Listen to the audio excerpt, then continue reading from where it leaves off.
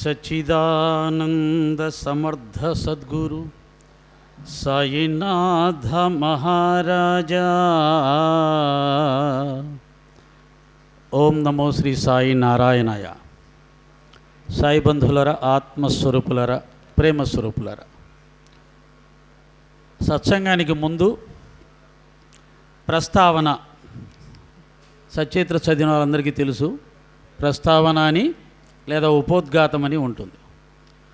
కొన్ని ముఖ్యమైన సూచనలు మాట్లాడుకునేదాన్ని, ఈనాటి కార్యక్రమ ప్రాధాన్యతని తెలియచెప్పేదాన్ని ప్రస్తావన అంటాం. తర్వాత సత్సంగంలోకి ప్రవేశించినప్పుడు ఇక పూర్తిగా బాబాగారి గురించి, భగవతత్వం గురించి మాట్లాడుకోవాలి. మొట్టమొదట సూచన, ఈ మాయా ప్రపంచాన్ని దయచేసి పూర్తి సాయి భక్తులు అనుకునే వాళ్ళు స్విచ్ ఆఫ్ చేయండి.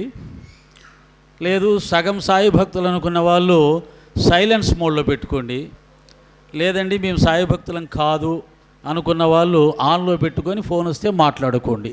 అది మీకే వదిలేస్తున్నాను. నేనైతే స్విచ్ ఆఫ్ చేస్తున్నాను. అంటే దీంతో నాకు సంబంధం లేదు. నేను బాబా కోసం చేసే ఒక చిన్న త్యాగం. ఎందుకంటే గురువుకి ధన మాన ప్రాణాలు అర్పించాలని మనందరికీ తెలుసు. అవన్నీ చాలా పెద్దవి, మనం అర్పించలేనివి. ఎవరో 100కి 1,000కి ఒక్కరు ఉంటారు అటువంటి శిష్యులు. కనీసం ఈ సెల్ ఫోన్ అన్నా ఆఫ్ చేసి ఈ మందిరం సాయి సన్నిధిలో మన గురువు గారికి ఇచ్చే ఒక చిన్న గౌరవం, చిన్న త్యాగం. ఇప్పుడే కాదు, ఎప్పుడైనా గుర్తుపెట్టుకోండి, మందిరంలోకి వచ్చే ముందే గేటు బయటే సెల్ ఫోన్ సైలెన్స్ మోడ్లో పెట్టుకోండి. ఏవైనా మిస్డ్ కాల్స్ వస్తే బయటికి వెళ్ళాక చూసుకొని మాట్లాడవచ్చు. ఇక్కడికి వచ్చినా ఆ ఇంటి గురించే, ఆ ప్రపంచం గురించే ఆలోచించేటట్టయితే ఇక్కడికి రావడం వృధా. ఇది గురుమార్గం. గురుమార్గంలో చాలా కఠినమైనటువంటి నియమాలు ఉంటాయి. కాకపోతే మనకు అవి ఏం తెలియకుండానే బాబాగారు సులభంగా మనకు అన్నీ ఇచ్చేస్తుంటే పుచ్చుకుంటూ బాబా మార్గంలో ఏ నియమాలు లేవండి, హాయిగా ఉండొచ్చు అని ఎంజాయ్ చేస్తున్నాం. కానీ అది నిజం కాదు. నువ్వు ఎంత ఇవ్వగలిగితే శ్రద్ధాభక్తి, ఆయన అంతగా నిన్ను ముందుకు తీసుకుపోతాడు. కాబట్టి అదొకటి. కృష్ణ సత్సంగం చెప్తుంటే కొంతమంది చక్కగా సాయికోటి రాసుకుంటూ ఉన్నారు. అంటే 2 in 1. సత్సంగానికి వచ్చిన ఫలితము ఉండాలి, ఇదేదో రాయమన్నారు కదా అది కూడా కాగితం నింపేస్తే సరిపోతుంది. అలాంటిది కూడా వద్దమ్మా. అది మళ్ళీ మీరు సపరేట్గా కూర్చొని, దానికి ఒక సిస్టమ్ ఉంది. 3 సార్లు నామం పలికి శ్రద్ధతో ఒకసారి రాయాలి. ఒకసారి రాసేలోగా సాయిరాం సాయిరాం అని 3 సార్లు పలకాలి మనసులో. అప్పుడు మనసు పక్కకు వెళ్ళకుండా నియంత్రించబడుతుంది. దానికోసం దాని సిస్టమ్ అది. సత్సంగం వినేటప్పుడు చెవులు మాత్రమే పని చేయాలి, కళ్ళు కూడా పని చేయాలి చెప్పే అతని వైపు. మనసు కూడా దాని మీదే దృష్టి ఉండాలి. వీటన్నిటినీ కలిపితేనే ఆధ్యాత్మిక సాధన అంటారు. హారతుల్లో పాల్గొంటున్నాం మేము అన్నవాళ్ళు చేతులెత్తండి. 4 హారతులు చేస్తున్నామండి మేము అన్నవాళ్ళు చేతులెత్తండి. ఎత్తట్లేదు కాబట్టి ఎందుకమ్మా లేటుగా జ్ఞాపకం వచ్చిందా, లేకపోతే మళ్ళీ పాడమంటారేమో హారతులు అనుకున్నా. ఏం లేదు. సరే, సాయి మాలాధారణలో 4 హారతులు ఖచ్చితంగా చెయ్యాలి. అది నియమం. మాల లేకుండా కూడా సాయి భక్తుడు అన్నవాడు వీలైనంత వరకు హారతుల్లో పాల్గొంటే అతను సాయి భక్తుడు. మరి మాల వేసినాక కూడా 4 హారతులు పాల్గొనట్లేదు, పోనీ ఒక్క హారతిలో పాల్గొంటున్నాం అన్నవాళ్ళు చేతి ఒక్కటి ఏదైనా ఒక్కటి రోజులో. నాకు తెలిసి మీరందరూ సాయం హారతిలో పాల్గొంటారేమో. 3 హారతుల్లో పాల్గొన్న వాళ్ళు 3 హారతులు 1 2 3 4 5 6 10 12 వచ్చాయి. చప్పట్లు కొట్టండి. 3 హారతులు వాళ్ళకి, 2 హారతులు. ఓకే, మీకు చెప్పే సూచన ఏమిటంటే రేపటి నుంచి 4 హారతులు చేయడానికి ప్రయత్నం చేయండి. 4 హారతుల్లో ఉదయం హారతి చాలా కష్టమండి. మాకందరికీ 8-9 గంటలకు లేసే అలవాటు ఉంది. వీళ్ళందరూ మన పిల్లలందరూ కూడా, నాకు తెలిసి ఈ కాలం జనరేషన్ అంతా కూడా 8, 9, 10, 11, 6 గంటల్లోగా లేస్తున్నాం అన్న వాళ్ళ చేతులు ఎత్తండి. పెద్ద చిన్న అందరూ కూడా 6 గంటల్లోగా లేస్తున్నాం. మరి మీరు అందరూ చక్కగా హారతి చేసుకోవచ్చు. ఎందుకు చేయట్లేదు? హారతి చెయ్యాలి. ఏమండి, హారతి చేయాలంటే బాబా దగ్గరికి వెళ్ళి దీపారాధన చేసి స్నానం చేసుకొని హారతి చెయ్యాలా అంటే అలా చేస్తే ఉత్తమోత్తమం. అంత టయానికి స్నానం చేసి దీపారాధన చేసి హారతి చేసుకోవడం కొద్ది కష్టమండి. ఏమన్నా రిలాక్సేషన్ ఏమన్నా ఉందా అంటే మీరు కూర్చున్న చోటనే బాబాగారి హారతి పాడుకోండి. స్నానం కూడా అక్కర్లేదు, ముఖం కడుక్కోండి. ఎందుకంటే మరి ముఖం కూడా కడుక్కోకుండా హారతి చేస్తే మీకే బాగుండదు. కాబట్టి కాస్త నీళ్లు ముఖం మీద చల్లుకుంటే శరీరం కొద్దిగా ప్రశాంతతని సంతరించుకుంటుంది. కాబట్టి మీరు ఎక్కడ కూర్చుంటే అక్కడ కూర్చొని హారతి పాడుకోండి. పాడడం కూడా మాకు రాదండి, క్యాసెట్ పెట్టుకోవచ్చా అంటే క్యాసెట్ పెట్టుకొనైనా వినండి కనీసం. ఇవన్నీ రిలాక్సేషన్స్. వీటిల్లో ఉత్తమం ఏదయ్యా అంటే స్నానం చేసి దీపారాధన చేసి అగరబత్తులు వెలిగించి బాబాకి ప్రసాదం పెట్టి చక్కగా కూర్చొని హారతి పాడితే అది ఉత్తమం. నువ్వు పాడితే, సొంతంగా పాడితే. లేదు కూర్చొని హారతి పెట్టుకొని వింటామండి, ఇది మధ్యమం. అసలు హారతే చెయ్యమండి, ఇది అధమం. అంటే మాలాధారణలో అత్యంత కఠినమైనటువంటిది బాబా మాలలు ఏంటంటే లెక్క ప్రకారంగా మిగతా మాలలకి సాయి మాలలకి ఉన్నటువంటి వ్యత్యాసం ఎవరు చేయలేనిది ఏమిటి అంటే రోజు 5 ఇళ్లల్లో భిక్షమెత్తుకొని ఆ వచ్చిన దానిని వండుకొని తానే వండుకొని తినాలి, పశుపక్షాదులకు పెట్టి తినాలి. ఎందుకని బాబా స్వయంగా భిక్షాటన మీదే జీవించాడు. కాబట్టి సాయి మాలాధారణలో భిక్షాటన ప్రతిరోజు భిక్షాటం చేసుకొని 5 ఇళ్ళకి వెళ్ళి, ఏమండి మా ఫ్రెండ్స్ ఇంటికి వెళ్తాం, చక్కగా వాళ్ళు రండి రండి అని పిలిచి లోన సోఫాలో కూర్చోబెట్టి బియ్యం అన్నీ ఇస్తారు, అలా చెయ్యొచ్చా? అది మధ్యమం. మరి ఎలాగండి? వీధి బయటే గేటు బయటే ఉండి బిచ్చగానలాగే అమ్మా సాయి వచ్చాడు అని మీరు అనాలి. అది కూడా మీరెవరో తెలియని వాళ్ళ ఇంటికి వెళ్ళి అనాలి. బాబాగారు శరీరంతో ఉన్నప్పుడు పెద్ద పెద్ద కోటీశ్వర్లు కూడా కోటు సూటు వేసుకున్న వాళ్ళని కూడా భిక్షకు పంపించేవాడు. ఎందుకో తెలుసా? భిక్షాటంలో ఉన్న రహస్యం ఏంటంటే అహంకారం తొలుగుతుంది. అప్పుడు తెలుస్తుంది మన అహంకారం ఎంతుంది అని చెప్పి. ఎవరో తెలియని వాళ్ళ ఇంటికి వెళ్ళి అమ్మా ఏయ్ పోవయా పొద్దున్న ఏంటి అని అప్పుడు వస్తారు. మీరు కొద్దిగా ఇలా చక్కగా మాలేసుకొని ఒక పద్ధతి దగ్గర కనపడ్డారు కదా, అయ్యో సాయి మీరు వచ్చారా రండి అంటారు. కానీ ఒక భిక్షగాడిలాగే వెళ్తే పరిస్థితి ఏంటి అంటే అవమానాలని భరిస్తూ ఈ మార్గంలో నువ్వు ప్రయాణం చేస్తే ఒకప్పటికి అవమానం అంటేనే తెలియని స్థితికి చేరుకుంటావు. మన జీవితంలో నిత్య జీవితంలో మనం పడుతున్నటువంటి బాధలన్నిటికీ కారణం ఏంటంటే నేను అనే అభిమానం, నేను అనే అహంకారం. భార్య భర్తని కానీ, భర్త భార్యని కానీ, తండ్రి కొడుకును కానీ, కొడుకు తండ్రిని కానీ ఒక మాట అంటే పడే లక్షణం ఎవరికి ఉండదు. ఉంటుందా? అక్కడే వస్తున్నాయి సమస్యలన్నీ. దీనికి అన్నిటి కారణం ఏంటి? అహంకారం. నేను అనే అహంకారం. నన్ను అంటారా?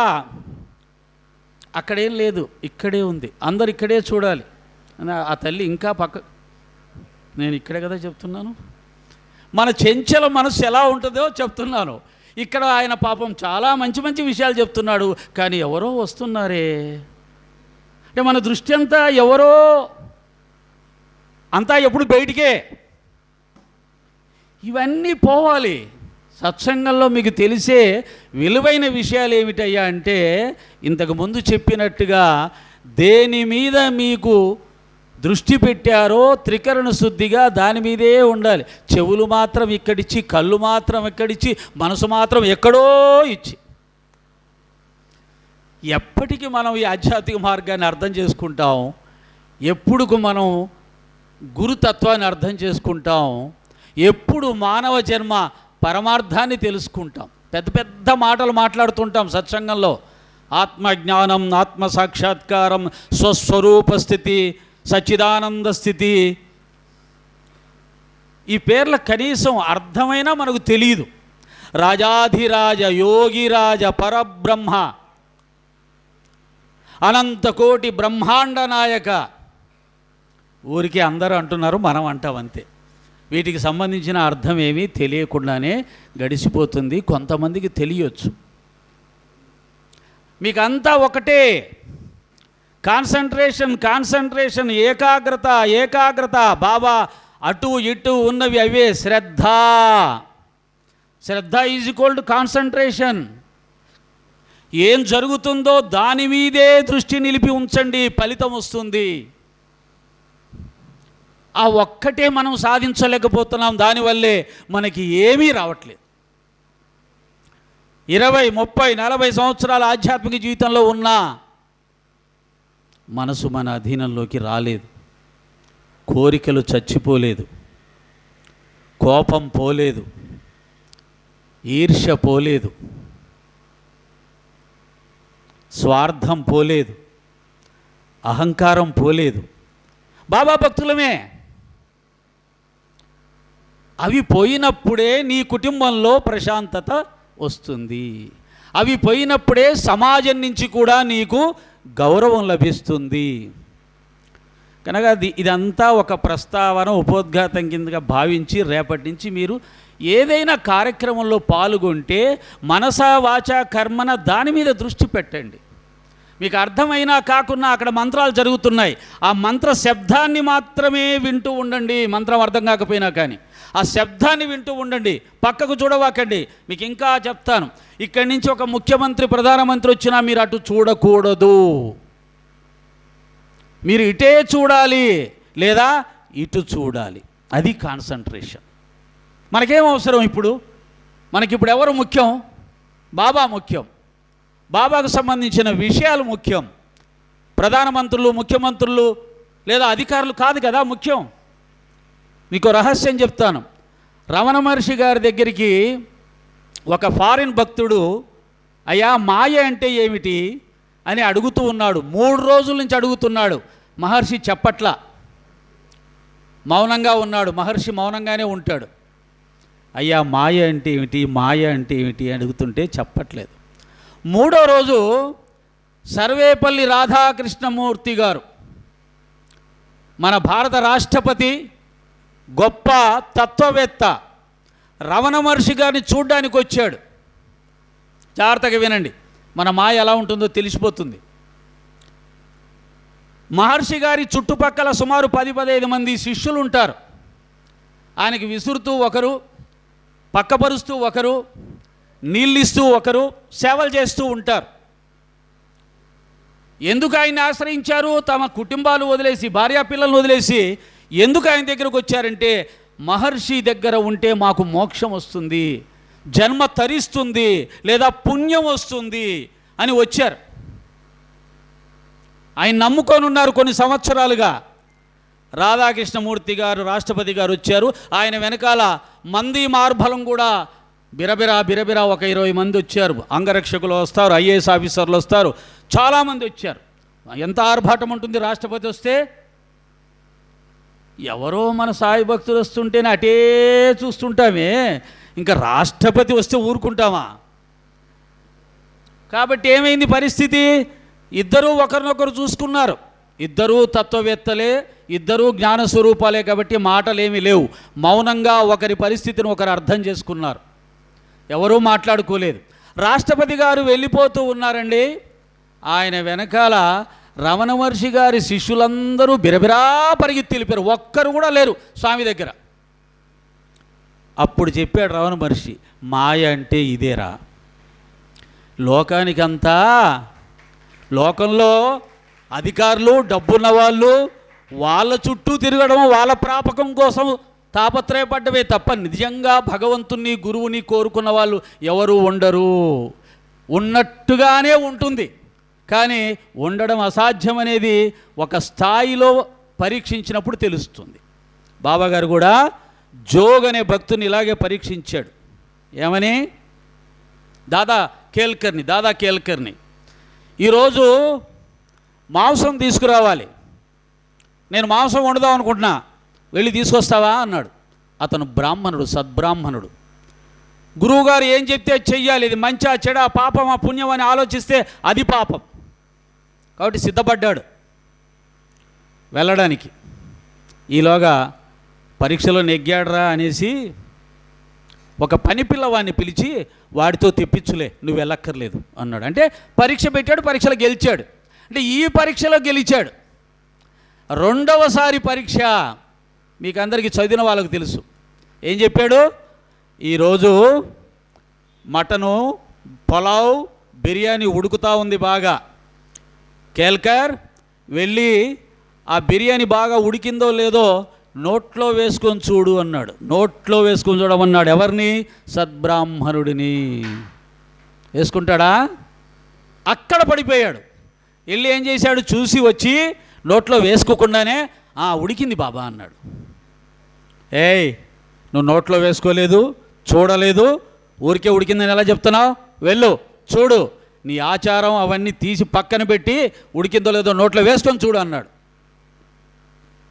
అంటే దీని అర్థం ఏంటంటే, దాన్ని చూసి కొంతమంది ఏమంటారంటే, బాబా బ్రాహ్మణుల చేత మాంసం తినిపించలా, పరీక్ష మాత్రమే పెట్టాడు.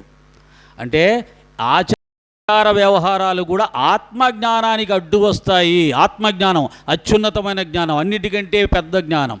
దానికి ఏం కావాలి? అన్నిట్లో కూడా పరమాత్మను చూసే స్థితి రావాలి.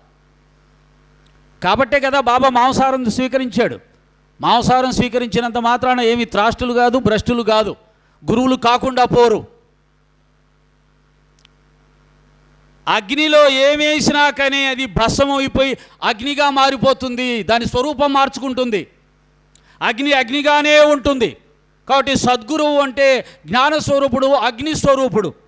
కాబట్టి ఆయన ఏమి తిన్నా కానీ అది అగ్నిగా మారిపోయి పవిత్రమవుతుంది. దానికి కూడా ఓ సందర్భంలో మనకు 108 గురుచరిత్ర పారాయణాలు చేశాడు ఒక భక్తుడు. ఏం పేరు? 108 గురుచరిత్ర పారాయణాలు చేశాడు. నాకు కూడా గుర్తు రావట్లేదు.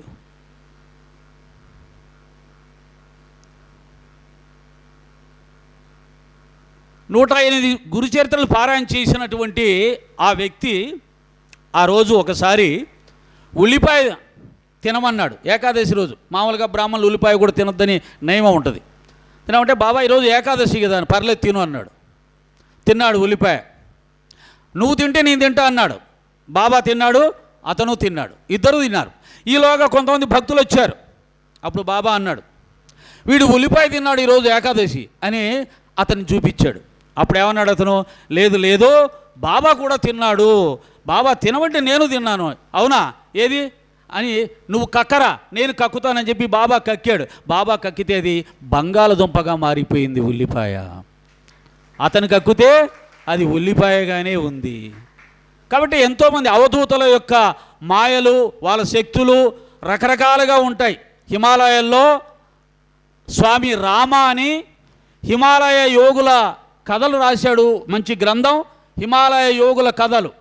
అందులో ఎంతోమంది ఋషులు, అక్కడ ఉన్నటువంటి అవధూతలు చిత్ర విచిత్రమైనటువంటి చర్యలు ఉంటాయి. అవధూతలు, అఘోరాలు నరమాంసం తింటారు అని చెప్పేసి చెప్తుంటారు. కానీ అది నరమాంసంగా ఉండదు. మనకు చూడ్డానికి నరమాంసం కనిపిస్తూ ఉంటుంది, కానీ వాళ్ళ దగ్గరికి వెళ్ళేసరికి అది పాయసంగా మారిపోయి ఉంటుంది. ఇలాంటి అద్భుతాలు, ఇటువంటి లీలలు సత్పురుషుల దగ్గర అనేకం కనిపిస్తూ ఉంటాయి. మనకు వీరబ్రహ్మేంద్ర స్వామి జీవిత చరిత్రలో చూస్తే కూడా తెలుస్తుంది. నవాబు గారు వీరబ్రహ్మేంద్ర స్వామికి మటను అన్నీ తీసుకొచ్చి, ఏది మహాత్మా, ఇదిగో ఈ ప్రసాదం స్వీకరించండి అంటాడు. అలాగే అంటాడు. ఆయన చేయి పెట్టే తీయగానే దాంట్లో అన్ని అరటిపళ్ళుగా మారిపోతాయి. అది అవధూతల సిద్ధపురుషుల యొక్క మహిమ. కాబట్టి వాళ్ళ బాహ్య చర్యలను చూసి వాళ్ళని అంచనా వేయడం, బాహ్య చర్యలను చూసి వాళ్ళని తప్పుపట్టడం అంటే ఎలా ఉంటుందంటే పిల్ల చేష్టలుగా ఉంటుంది. వాళ్ళ చేష్టలు మనకు అర్థం కావు. ఆ విధంగా సాయినాథుల వారు పరీక్షలు పెడతారు. ఆ పరీక్షల్లో నెగ్గాలి. అంత సులభమేం కాదు.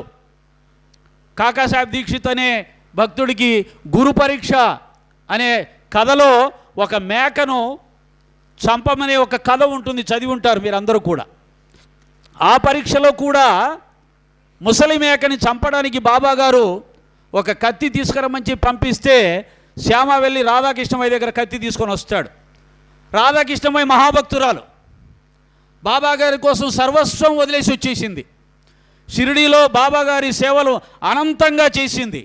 షిరిడీ ప్రజల చేత ఎన్నో అవమానాలకు గురైంది. అయినా కానీ బాబా పాదాలు విడిచిపెట్టలేదు.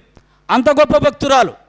అంత గొప్ప భక్తురాలు కూడా పరీక్షలో ఫెయిల్ అయిపోయింది.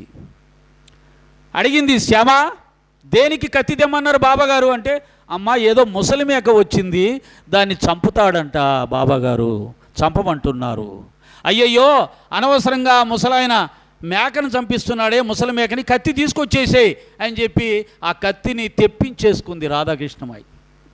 ఓడిపోయిందా? ఎందుకంటే బాబాగారి కంటే నేను చాలా దయగల హృదయం గలదాన్ని, బాబాగారి కంటే నేను ప్రేమగల హృదయం గలదాన్ని, బాబా కఠినాత్ముడు. అయిపోయింది. ఇంకా ఆయన గురువేంటి, నువ్వు శిష్యుడేంటి? ఇలాంటి శిష్యులు చాలామంది ఉంటారు సమాజంలో.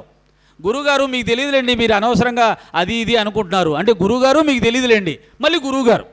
అరే గురువు అంటేనే అన్నీ తెలిసినవాడు, గురువు అంటేనే సర్వజ్ఞుడు, గురువు అంటేనే సర్వశక్తిమంతుడు. కానీ మాట్లాడేటప్పుడు శిష్యులు ఎలా మాట్లాడతారు తెలుసా? గురుగారు మీకు తెలియదులేండి, అయిపోయింది, వీడే శిష్యుడు. అలాంటి శిష్యులు ఎక్కువగా ఉంటారు సమాజంలో, 99 మంది. ఆ తర్వాత బాబా ఏం చేశాడు? శ్యామ వెళ్ళి మళ్ళీ కత్తి తీసుకురాపో వాడాలోకి వెళ్ళి అన్నాడు. శ్యామ నెమ్మదిగా వెళ్ళాడు, ఆలోచించుకుంటూ వెళ్ళాడు. ఏం ఆలోచించుకున్నాడు? ఈసారి కత్తి తెస్తే నన్ను చంపమంటాడేమో. అంతకుముందేమో బడే బాబా అనే అతన్ని చంపమన్నాడు. ఈ బడే బాబా అనే అతను బాబాకు ముఖ్య భక్తుడు. రోజు అతనికి బాబా 50 రూపాయలు ఇచ్చేవాడు. ఆ రోజుల్లో 50 అంటే ఈ రోజుల్లో 5,000 కావచ్చు, 50,000 కావచ్చు, అంత ఇచ్చేవాడు డబ్బు ఆయనకి. ఎందుకు ఇచ్చాడు మనకు తెలీదు. పూర్వజన్మ రుణానుబంధం, బాబాకి బాగా సేవ చేసి ఉంటాడు అతను. అటువంటి బడే బాబా ఎందుకు బాబా అనవసరంగా ముసలి మేకను చంపడం అని వెళ్ళిపోయాడు. రాధాకృష్ణ ఏమో కత్తి తిప్పించేసుకుంది. వీళ్ళిద్దరూ ఓడిపోయారు. శ్యామ ఆలోచిస్తున్నాడు, అమ్మా ఇప్పుడు కత్తి నేను కనుక తీసుకొస్తే నన్ను చంపమంటాడేమో అని వెళ్ళిపోయి ఇంకా రాలా. అంత సీరియస్గా ఉంటే బాగుండదు, కామెడీ చేద్దాం. ఏంటంటే హోటల్ నడిపే వాళ్ళు కొంతమంది సర్వర్కి ముందే చెప్తాడంట, ఒరే మా బంధువులు వస్తారు, ఈ పక్కన మా ప్రసాద్ గారు, ఆ వెంకటేశ్వర గారు, ఇటు పెద్దవాళ్ళు వస్తారు, వాళ్ళు వచ్చినప్పుడు నేను మీకు కాఫీ తీసుకురమని చెప్తాను. వాడు పిసినరుడు. అలా అందరూ వస్తూ ఉంటే కాఫీలు తెస్తే వాడికి మర్యాదలు చేసుకుంటూ కూర్చుంటే డబ్బులు అయిపోతాయి. కాబట్టి ఏమన్నాడు? ముందే ఇన్స్ట్రక్షన్స్ ఇచ్చాడు. ఏమని? నేను కాఫీ తీసుకురా పోరా అంటాను, నువ్వు పోవాలి, రావద్దు. అది ఇన్స్ట్రక్షన్. ఈ శ్యామ కూడా కత్తి తీసుకురా పోరా అంటే వెళ్ళిపోయాడు. ఇంకంతే, కత్తి తీసుకురాకుండా అక్కడే కూర్చున్నాడు. తీసుకురామంటే నన్ను చంపమంటాడేమో. ఫైనల్గా కాకాసాహెబ్ దీక్షిత్ అనే ఒక గొప్ప మహానుభావుడు, బొంబాయిలో పెద్ద లాయరు, ఒక లాయర్ కంపెనీకి ఓనరు, లక్షలాది రూపాయల ఆదాయం కలిగిన వ్యక్తి, ఇప్పుడు షిరిడీలో దీక్షిత్ వాడ కట్టినటువంటి మహానుభావుడు, బాబా యొక్క శక్తి మహిమ గ్రహించి తన సర్వస్వాన్ని వదిలేసి, తన పదవి అధికారం కీర్తి ప్రతిష్టలు వదిలేసి, బొంబాయిని వదిలేసి, చివరికి తన పిల్లవాళ్ళను కూడా షిరిడీలో గవర్నమెంట్ స్కూల్లో చేర్పించడానికి సిద్ధపడ్డాడు బాబా పాదాల దగ్గర జీవించాలనే కోరికతో. మనందరం భక్తులమే. మన పిల్లల్ని ఎక్కడ చదివిస్తే బాగుంటుంది? హైదరాబాదా లేకపోతే ఇంకెక్కడన్నా పెద్ద పెద్ద ఊర్లలో పెద్ద స్కూల్లో చదివించాలి. బాబా మా పిల్లవాడికి అక్కడ దూరంగా అయినా సరే మంచి కాలేజీలో సీట్ వచ్చేటట్టు చూడు. మనం దీక్షిత్ ఏంటి? అవన్నీ కాదు, నా గురు పాద సన్నిధిలో నేను జీవించాలి, అదే నాకు ముఖ్యం. ఆయన చూసుకుంటాడు నా కొడుకు యొక్క భవిష్యత్తు అందా. ఆయనకు కానిదేముంది, ఆయన చెయ్యలేనిదేముంది. ఆయన తలుచుకుంటే మట్టి పెళ్ళ బంగారం అయిపోతుంది. మహల్సాపతి ఆ రోజుల్లో బాబా కోసం పస్తులు పడుకున్నాడు. మహల్సాపతికి బాబా ఏం చెప్పాడు? ఒరేయ్ నువ్వు చేస్తున్న పని మానేయ్ అన్నాడు. అసలే పేదవాడు, పేద బ్రాహ్మణుడు, ఖండోబాలయం పూజారి. 80 ఇళ్ళు ఉన్నాయి ఆ షిరిడీలో. ఏమిస్తారానికి పాపం? ఆ పూజారి వృత్తితో బతుకుతున్నాడు. అప్పుడప్పుడు బంగారం పని చేసుకునేవాడు కంసాలి. బాబా కల్లో ఏం చెప్పాడు? ఆ యొక్క స్వప్న దృశ్యం ఇచ్చి ఆ కంసాలి వృత్తి కూడా మానే అన్నాడు. మరి నా కుటుంబ పోషణ ఎలా బాబా అన్నాడు. నేను చూసుకుంటానన్నాడు. ఆయన ఏం చూసుకున్నాడో నాకు తెలియదు, కానీ మహల్సాపతి మాత్రం ఆ రోజుల్లో వాళ్ళ కుటుంబం పస్తులు పడుకునేది. 4 రోజుల నుంచి భోజనం లేక పస్తులు పడుకుంటుంటే దీక్షిత్ వచ్చి, బాబా మహల్సాపతికి 10 రూపాయలు ఇమ్మంటారా అని అడిగితే, ఇవ్వు, కవర్లో పెట్టి పంపించు. తీసుకోడు మహల్సాపతి బాబా ఆదేశం లేకుండా. అందుకని మహల్సాపతి భార్య తన కష్టాలు చెప్పుకోవడానికి వస్తే బాబా అంటాడు, అమ్మా ఈరోజు మీ ఇంటికి నేను వస్తాను, కాదని చెప్పొద్దని చెప్పు మీ ఆయనకి అంటాడు. అలాగే అర్థం కాలేదు, బాబా రావడం ఏంటి, కాదని చెప్పడం ఏంటి. ఇంటికి వెళ్ళాక చూస్తే 10 రూపాయలు కవర్లో దీక్షిత్ పంపితే, ఓహో బాబా చెప్పింది ఇదేనేమో అనుకొని ఆ 10 రూపాయలు తీసుకుంటుంది. అంటే అన్ని కష్టాలు అనుభవించాడు. ఎందుకు? మహల్సాపతి మోక్షాన్ని కోరుకున్నాడు. మోక్షం కావాలనుకున్న వాడికి డబ్బు ఆటంకం. ఆధ్యాత్మిక మార్గంలో, మోక్ష మార్గంలో ఆటంకం స్త్రీ, ధనం. అందుకనే బాబా ఇచ్చిన సందేశం, ఈ 2 వదిలేస్తే తప్ప మోక్ష మార్గం లభించదు అన్నాడు. మహల్సాపతి మోక్షాన్ని కోరుకున్నాడు కాబట్టి అతనికి డబ్బు ముట్టకుండా చూశాడు, మోక్షం పొందాడు ఆయన. అయితే ఇప్పుడు ఆలోచించండి, మహల్సాపతి మనవళ్ళు కోటీశ్వర్లు అయిపోయారమ్మా. ఎలా? ఏం ఉద్యోగాలు చేశారు? సాఫ్ట్వేర్ ఉద్యోగమా, వ్యాపారమా? కాదు. బాబా గారు ఇచ్చిన పాదుకలు సాయి భక్తుల ఇంటింటికి తిరిగితే, ఒక ఊరికి వస్తే 10 లక్షలు తీసుకొని పోతారు వాళ్ళు. అంటే ఒక్క మాటలో మనకు అర్థమయ్యే భాషలో చెప్పాలంటే, బాబా యొక్క పాదరక్షలు కోట్లు సంపాదించి పెడుతున్నాయి ఈరోజు మహల్సాపతి యొక్క కుటుంబానికి. అంటే ఆయన చెప్పులకున్న విలువ ఎంత గొప్పది. ఆ పదం వాడకూడదు, కానీ చెప్తున్నానంటే ఆయన యొక్క చెప్పుకున్న విలువ కూడా పెద్ద పెద్ద వాళ్ళకు కూడా లేదు. అంత శక్తి, గురువు అనుగ్రహం ఉంటే ఆనాడు కష్టాలు పడ్డారు, కానీ ఈరోజు వాళ్ళు కొన్ని 100 కోట్లకు అధిపతులయ్యారు. అంటే భవిష్యత్తులో వారి కుటుంబాన్ని అనుగ్రహించాలని నిర్ణయించి ఇప్పుడు మహల్సాపతిని త్యాగం చేయించాడు. త్యాగం ద్వారా మాత్రమే మనిషి ఏమైనా పొందగలుగుతాడు. గీత మొత్తం తిప్పితే, గీత తిరిగి చదివితే త్యాగి, గీత త్యాగి, గీత త్యాగి, త్యాగం చేయి, త్యాగం చేయి, త్యాగం చేయి. ఏం త్యాగం చేయాలి? డబ్బులైతే చేయలేము, మరి ఇంకేం చేయాలి? డబ్బులే కాదు సుమా, నీ గుణాలన్నీ త్యాగం చేయాలి. అక్కడే కష్టం. ఎవరైనా డబ్బు ఇవ్వగలుగుతారు మందిరాలకి. నీ కోపాన్ని నాకు ఇచ్చేయి, నీ స్వార్థాన్ని నాకు ఇచ్చేయి, నీ ఈర్ష్యను నాకు ఇచ్చేయి. ఇవ్వగలుగుతావా? కాశీకి వెళ్ళి వంకాయ కూర, బెండకాయ కూర, ఇంకోటి ఏదన్నా వదిలేసి వస్తాం. కానీ బాబా పరమేశ్వర, ఇక్కడ నా యొక్క కామాన్ని త్యాగం చేశాను, నా యొక్క క్రోధాన్ని త్యాగం చేస్తున్నాను, నా యొక్క ఈర్ష్యని త్యాగం చేస్తున్నాను, నా యొక్క కోరికల్ని త్యాగం చేస్తున్నాను. ఎవరు అనరు. సులభంగా వదిలేసేయి. ఇంకా చెప్పాలంటే రహస్యం, మనకి ఇష్టం లేని కూరని వదిలేసి వస్తాం. మనం చాలా తెలియగల వాళ్ళం, ఈశ్వరుని కూడా మోసం చేయగలుగుతాం. నేను చాలామంది చూశాను, ఏం వదిలేసావంటే పలాంది వదిలేశాను. అది నీకు ఇష్టం లేదు కదా, అందుకే కదా వదిలేశాను. ఇష్టం ఉన్నది ఎందుకు వదిలేస్తాను? అక్కడ కూడా లౌక్యమే. కాబట్టి ఈ విధంగా సాయినాథుని మార్గంలో మనం ఎంత కమిట్మెంట్తో, శ్రద్ధాభక్తులతో ఆయన్ని ఆశ్రయిస్తే అంత గొప్ప ఫలితాలు పొందుతాం. సులభమైన మార్గం అనుకొని ఎప్పుడూ నిర్లక్ష్యంగా ఉండొద్దు అనేది నా మనవి. ఆ తర్వాత అంటే ఇక్కడ కూర్చుంటే ఆయన పలికిస్తే పలుకడమే. నేనైతే ఇది ప్రిపేర్ అవ్వలేదు, నేను ప్రిపేర్ అయింది వేరే ఉంది. ప్రతిసారి జరిగే తంతే. ఆయన ఏమంటాడు, నేను పలికిస్తాను, నువ్వెవడికి పలకడానికి.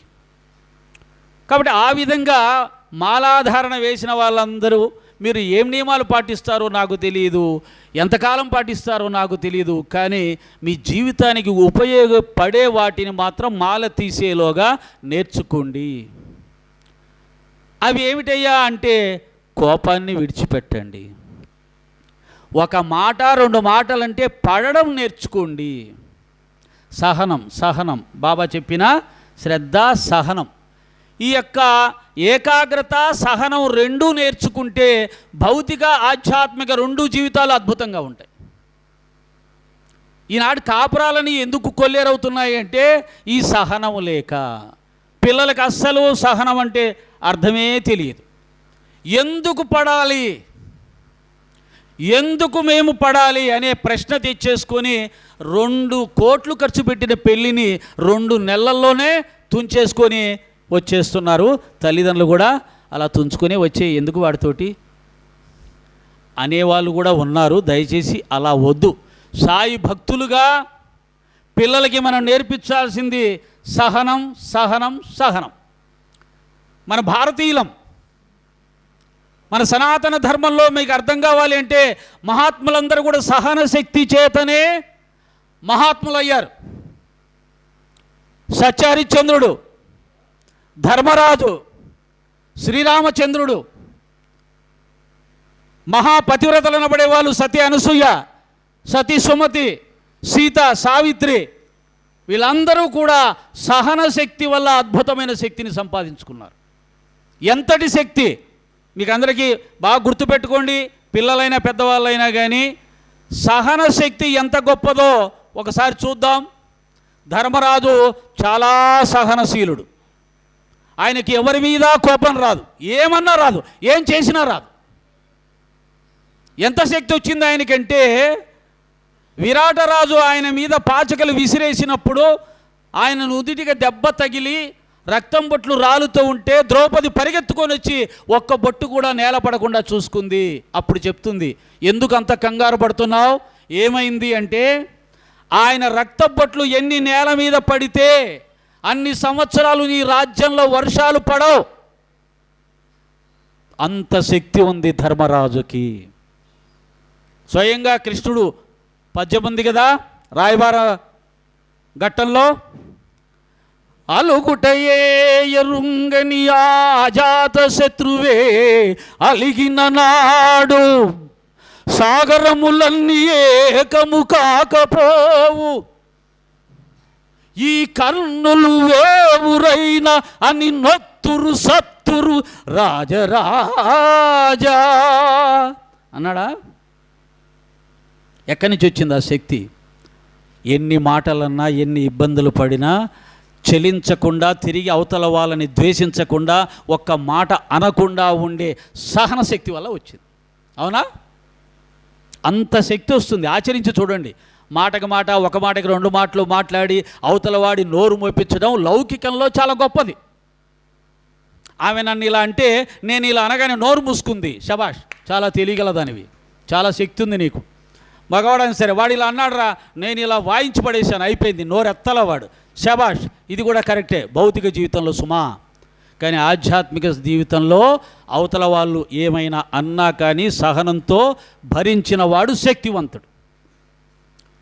మీ స్త్రీమూర్తుల్లో సతీ సుమతి భర్త అత్యంత దుర్మార్గుడు, కోపిష్టి, పాపి, అయినా సరే అతని సేవలోనే జీవించింది, అతన్నే దైవంగా భావించింది. ఎటువంటి పాత్రలు ఉన్నాయి మన సనాతన ధర్మంలో? అందులో 1000వ వంతు మనకు ఉంటుందా? ఇప్పుడు కష్టం. అన్నీ మంచివాడైనా ఒక్క చెడ్డ గుణం ఉంటే చాలు, అయిపోయింది, వదిలేద్దాం. కానీ వాడికి అన్నీ చెడ్డ గుణాలే. భరించింది భరించింది భరించింది. ఆ భరించడం వల్ల ఎంత శక్తి వచ్చిందో తెలుసా? సూర్యనారాయణ, నువ్వు ఉదయించావా, నీ శిరస్సు 1000 ముక్కలైద్ది సుమా అనింది. అంతే, సూర్యుడు గడగడ వణికిపోయాడు. మనం ఆపితే ఒక సిటీ బస్ ఆగుద్దా? ఆగదు కదా, వెళ్ళిపోద్ది. ఎందుకని? ఆ శక్తి మనకు లేదు. కాబట్టి పతివ్రతా శక్తి, సహన శక్తి ఆచరించి చూడండి, ఆచరించి చూడండి. ఆ సహన శక్తి, సహనం ఆచరించడం వల్ల మనలో గొప్ప శక్తి రావడమే కాదు, కాపురాలు నిలబడతాయి, స్నేహాలు నిలబడతాయి, బంధుత్వాలు నిలబడతాయి, గొప్ప ప్రయోజనం ఉంటుంది భౌతికంగా అని చెబుతూ, ఈ మాలధారణ అయ్యేలోగా మీలో ఉన్న బలహీనతలు ఏంటో మీరే ఐడెంటిఫై చేసుకొని నేను ఈ గుణాలను నియంత్రించుకోవాలి బాబా మార్గంలోకి వచ్చిన తర్వాత. దాని ద్వారా నాకు నిజమైన ప్రయోజనం జరుగుతుంది తప్ప ఈ 21 రోజులు 41 రోజులు కేవలం మెళ్ళో కండవ వేసుకొని కూర్చుంటే ఏమీ జరగదు. మనసుని నియంత్రించుకోవాలి, మార్చుకోవాలి, దురలవాట్లు వదిలేసుకోవాలి, బలహీనతలను జయించాలి. అప్పుడే నిజమైన ప్రయోజనం. హ్యాపీ న్యూ ఇయర్ అందరం చెప్పుకుంటాం, పళ్ళు ఇస్తాం, చాక్లెట్ ఇస్తాం, అన్నీ ఇస్తాం. హ్యాపీ న్యూ ఇయర్ అని 1,00,000 సార్లు అంటే హ్యాపీ న్యూ ఇయర్ వస్తుందా? రాదు. నువ్వు తాగుతున్నావా? ఆ తాగుడు మానే, నీ జీవితం మారిపోతుంది. అప్పుడు హ్యాపీ న్యూ ఇయర్ అవుతుంది. నువ్వు మోసం చేసి జీవిస్తున్నావా? ఆ మోసం చేసే విధానాన్ని మానే, అప్పుడు నీ జీవితం మార్పు వస్తుంది. నిజంగా నీ జీవితంలో హ్యాపీ న్యూ ఇయర్ అవుతుంది. నీ తాగుడు మానవ్, నీ చెడ్డ అలవాట్లు మానవ్, నీ కోపాన్ని మానవ్, నీ గుణాలు ఏవి మార్చుకో.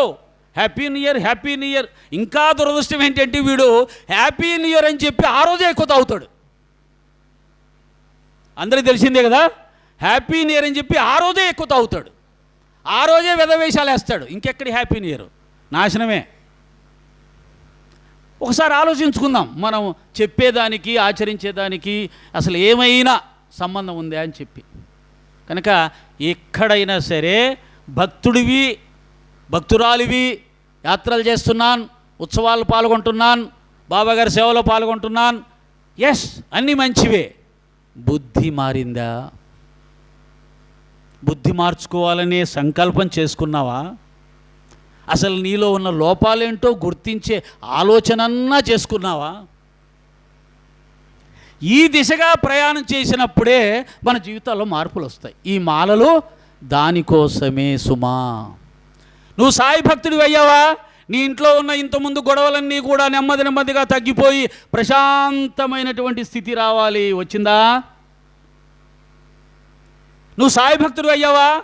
ఈ సమాజంలో నీ స్నేహితులతో, నీ బంధుమిత్రులతో నీ యొక్క ప్రవర్తన మారిపోవాలి. ఇంతకు ముందు కంటే నీతో ఉన్న వాళ్ళందరూ నిన్ను ప్రేమించాలి, గౌరవించాలి. వచ్చిందా? ఒక 20 సంవత్సరాలు, 10 సంవత్సరాలు, 5 సంవత్సరాలు అయింది సాయి భక్తుడిగా మారి. అప్పటికి ఇప్పటికీ నీ జీవితంలో వచ్చిన మార్పు ఏంటి? ఉన్నతి ఏమిటి? పరిశీలించుకోవాలి. నేను 33 సంవత్సరాల క్రితం మాలేశా ఒక్కసారి. ఆ మాల తీసిన తర్వాత అందరూ మాలలు వేస్తూ ఉన్నారు. నేను ఇంతవరకు మాల వెయ్యాల.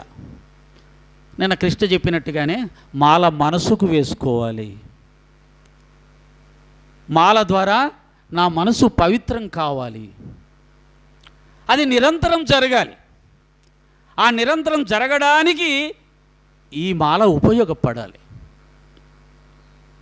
భక్తుడు ఈజ్ ఈక్వల్ టు మంచివాడు. భక్తుడు ఈజ్ ఈక్వల్ టు శాంత స్వభావి. భక్తుడు ఈజ్ ఈక్వల్ టు నిస్వార్థపరుడు. భక్తుడు ఈజ్ ఈక్వల్ టు బాబా సేవ నిస్వార్థంగా చేస్తాడు. నిన్న మా వెంకటేశ్వర్లు గారు చెప్తున్నారు, సార్ అందరూ వింటారు కానీ ఎవరు ఆచరించరు, ఎవడి దారి వాడిది.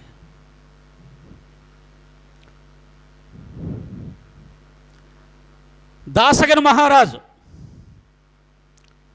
ఎంత గొప్పవాడంటే, సాయినాథ్ మహారాజ్, దాసగన్ మహారాజ్ అంటే సాయినాథ మహారాజ్ అనే మహారాజు బిరుదు పొందినటువంటి శిష్యుల్లో ఎవరైనా ఉన్నారంటే ఉపాసనీ మహారాజ్, దాసగన్ మహారాజ్.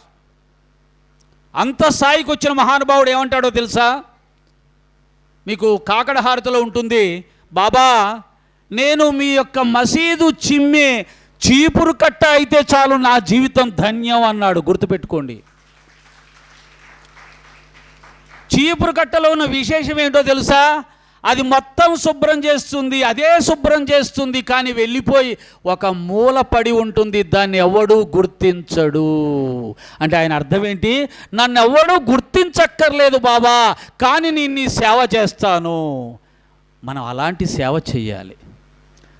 వెంకటేశ్వర్లు గారు ఏమన్నా గుర్తిస్తున్నారా? లేదా చైర్మన్ గారు నన్ను, లేదా ప్రసాద్ గారు గుర్తిస్తున్నారా? ట్రెజరర్ గారు గుర్తిస్తున్నారా? నన్ను ఎవరైనా గుర్తిస్తున్నారా లేదా? వాళ్ళు వస్తున్నారు, ఇప్పుడు శుభ్రం చేద్దాం, ఇప్పుడు శుభ్రం చేద్దాం. అలాంటివి వద్దు. ఎంతకాలం శుభ్రం చేసినా, ఎంతకాలం సేవ చేసినా చైర్మన్ కానీ లేకపోతే ఎవరు కానీ భుజం మీద చేసి బాగా చేస్తున్నావు అనట్లేదు. ఎందుకండి ఈ సేవ అనుకునే సేవలు వద్దు. మన సేవను ఎవరు గుర్తించాలి? అది కదా బాబా గుర్తించాలి. బాబాకి ఎవరైనా చెప్పాలా బాబా ఇతను భలే పనిచేస్తున్నాడు అని చెప్పి? కాదు కదా. కాబట్టి బాబా చూస్తే చాలు నా సేవ, ఇంకెవడూ చూడక్కర్లేదు, ఎవరు నాకు సర్టిఫికెట్ ఇవ్వక్కర్లేదు అనుకుని ఎవరైతే చేస్తారో వాళ్ళు చివరి వరకు సాయి భక్తులుగా నిలబడతారు. ఒకరి మెప్పు కోసం, ఒకరి గుర్తింపు కోసం సేవలు చేసేవాడు ఉండలేడు. సేవలు చేసి నెమ్మదిగా కమిటీల్లోకి వచ్చి ఏదన్నా ఓ పెద్ద పదవి తీసుకొని ఆ తర్వాత రాజ్యం ఏలాలనే ఆలోచనలతో సేవలు కూడా వద్దు సుమా. ఈ పదవులొద్దు, ఈ గుర్తింపులొద్దు, మాకేమీ అక్కర్లేదు. ఆయన గుర్తింపు ఒక్కటి ఉంటే చాలు. ఈ భావంతో మీరు సేవ చెయ్యాలి. పెద్ద ఆయన అయిపోతున్నాడు, ఆయన ఆలోచిస్తున్నాడు నా తదనంతరం ఈ గుడి పరిస్థితి ఏమిటి అని. ఆయన ఆ ఆలోచన లేకుండా చేయవలసింది మీరే. ఎంతమంది ఉన్నారు నిస్వార్థ సేవకులు, దాసగర్ మహారాజు లాంటి వాళ్ళు, రాధాకృష్ణమాయి లాంటి వాళ్ళు, కాకాసాహెబ్ దీక్షిత్ లాంటి వాళ్ళు, శ్యామ లాంటి వాళ్ళు. నాకేంటి, నేను ఒక్కడిని, 100 మంది ఉన్నారు నేను పోతే అనేలా ఆయన అనుకునేటట్టుగా ఉంటే అప్పుడు బాబా సంతోషిస్తాడు, మిమ్మల్ని ఆశీర్వదిస్తాడు. కాబట్టి ఆ రకంగా మీరు తయారవ్వాలనేది నా యొక్క ఉద్దేశం. బాబాగారు చెప్పిస్తున్నాడు.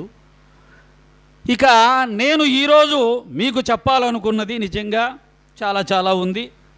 సరే, యాక్చువల్గా సాయినాథ స్తవన మంజరి ఇక్కడ 3 సార్లు నేను ట్రై చేసుకుంటూ వచ్చాను. నెల్లూరులో ట్రై చేశాను, నా వల్ల కాల. అక్కడికి సంబంధించింది ఏదో చెప్పిస్తాడు ఆయన, అక్కడి వాళ్ళకి సంబంధించింది.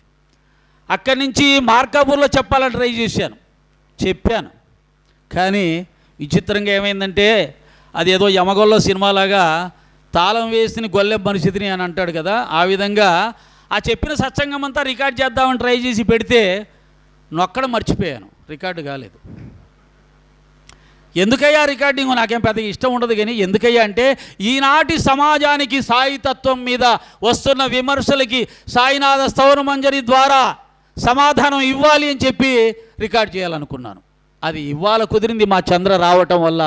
ఏలూరు నుంచి వచ్చాడు దీన్ని రికార్డ్ చేయడానికి. ఎక్కడ సత్సంగం ఉంటే నాది అక్కడికి వచ్చి రికార్డ్ చేస్తాడు నిస్వార్థంగా సుమా. కెమెరాలు మోసుకుంటూ, మూటలు మోసుకుంటూ ఒక్కడే వస్తాడు. పైసా అడగడు, ఇస్తే తీసుకుంటాడు, లేకపోతే లేదు. ఛార్జీలు కూడా. ఇలా 10 సంవత్సరాల నుంచి సేవ చేస్తున్నాడు. అది సేవ. ఇప్పుడు రికార్డ్ అవుతుంది అంటే ఆయనకి ఇచ్చాడు బాబా. ఇలాంటి సేవలు మనం చేసి తరిద్దాం. జ్ఞానం అందరికీ అర్థం కాకపోవచ్చు, భక్తి అందరికీ అబ్బకపోవచ్చు, సేవ ఎవరైనా చేయొచ్చు, కానీ నిస్వార్థ సేవ. పోటీ సేవ వద్దు. ఒకడు పని చేస్తుంటే వాడిని చూసి నేను చేయాలనుకో అక్కర్లేదు.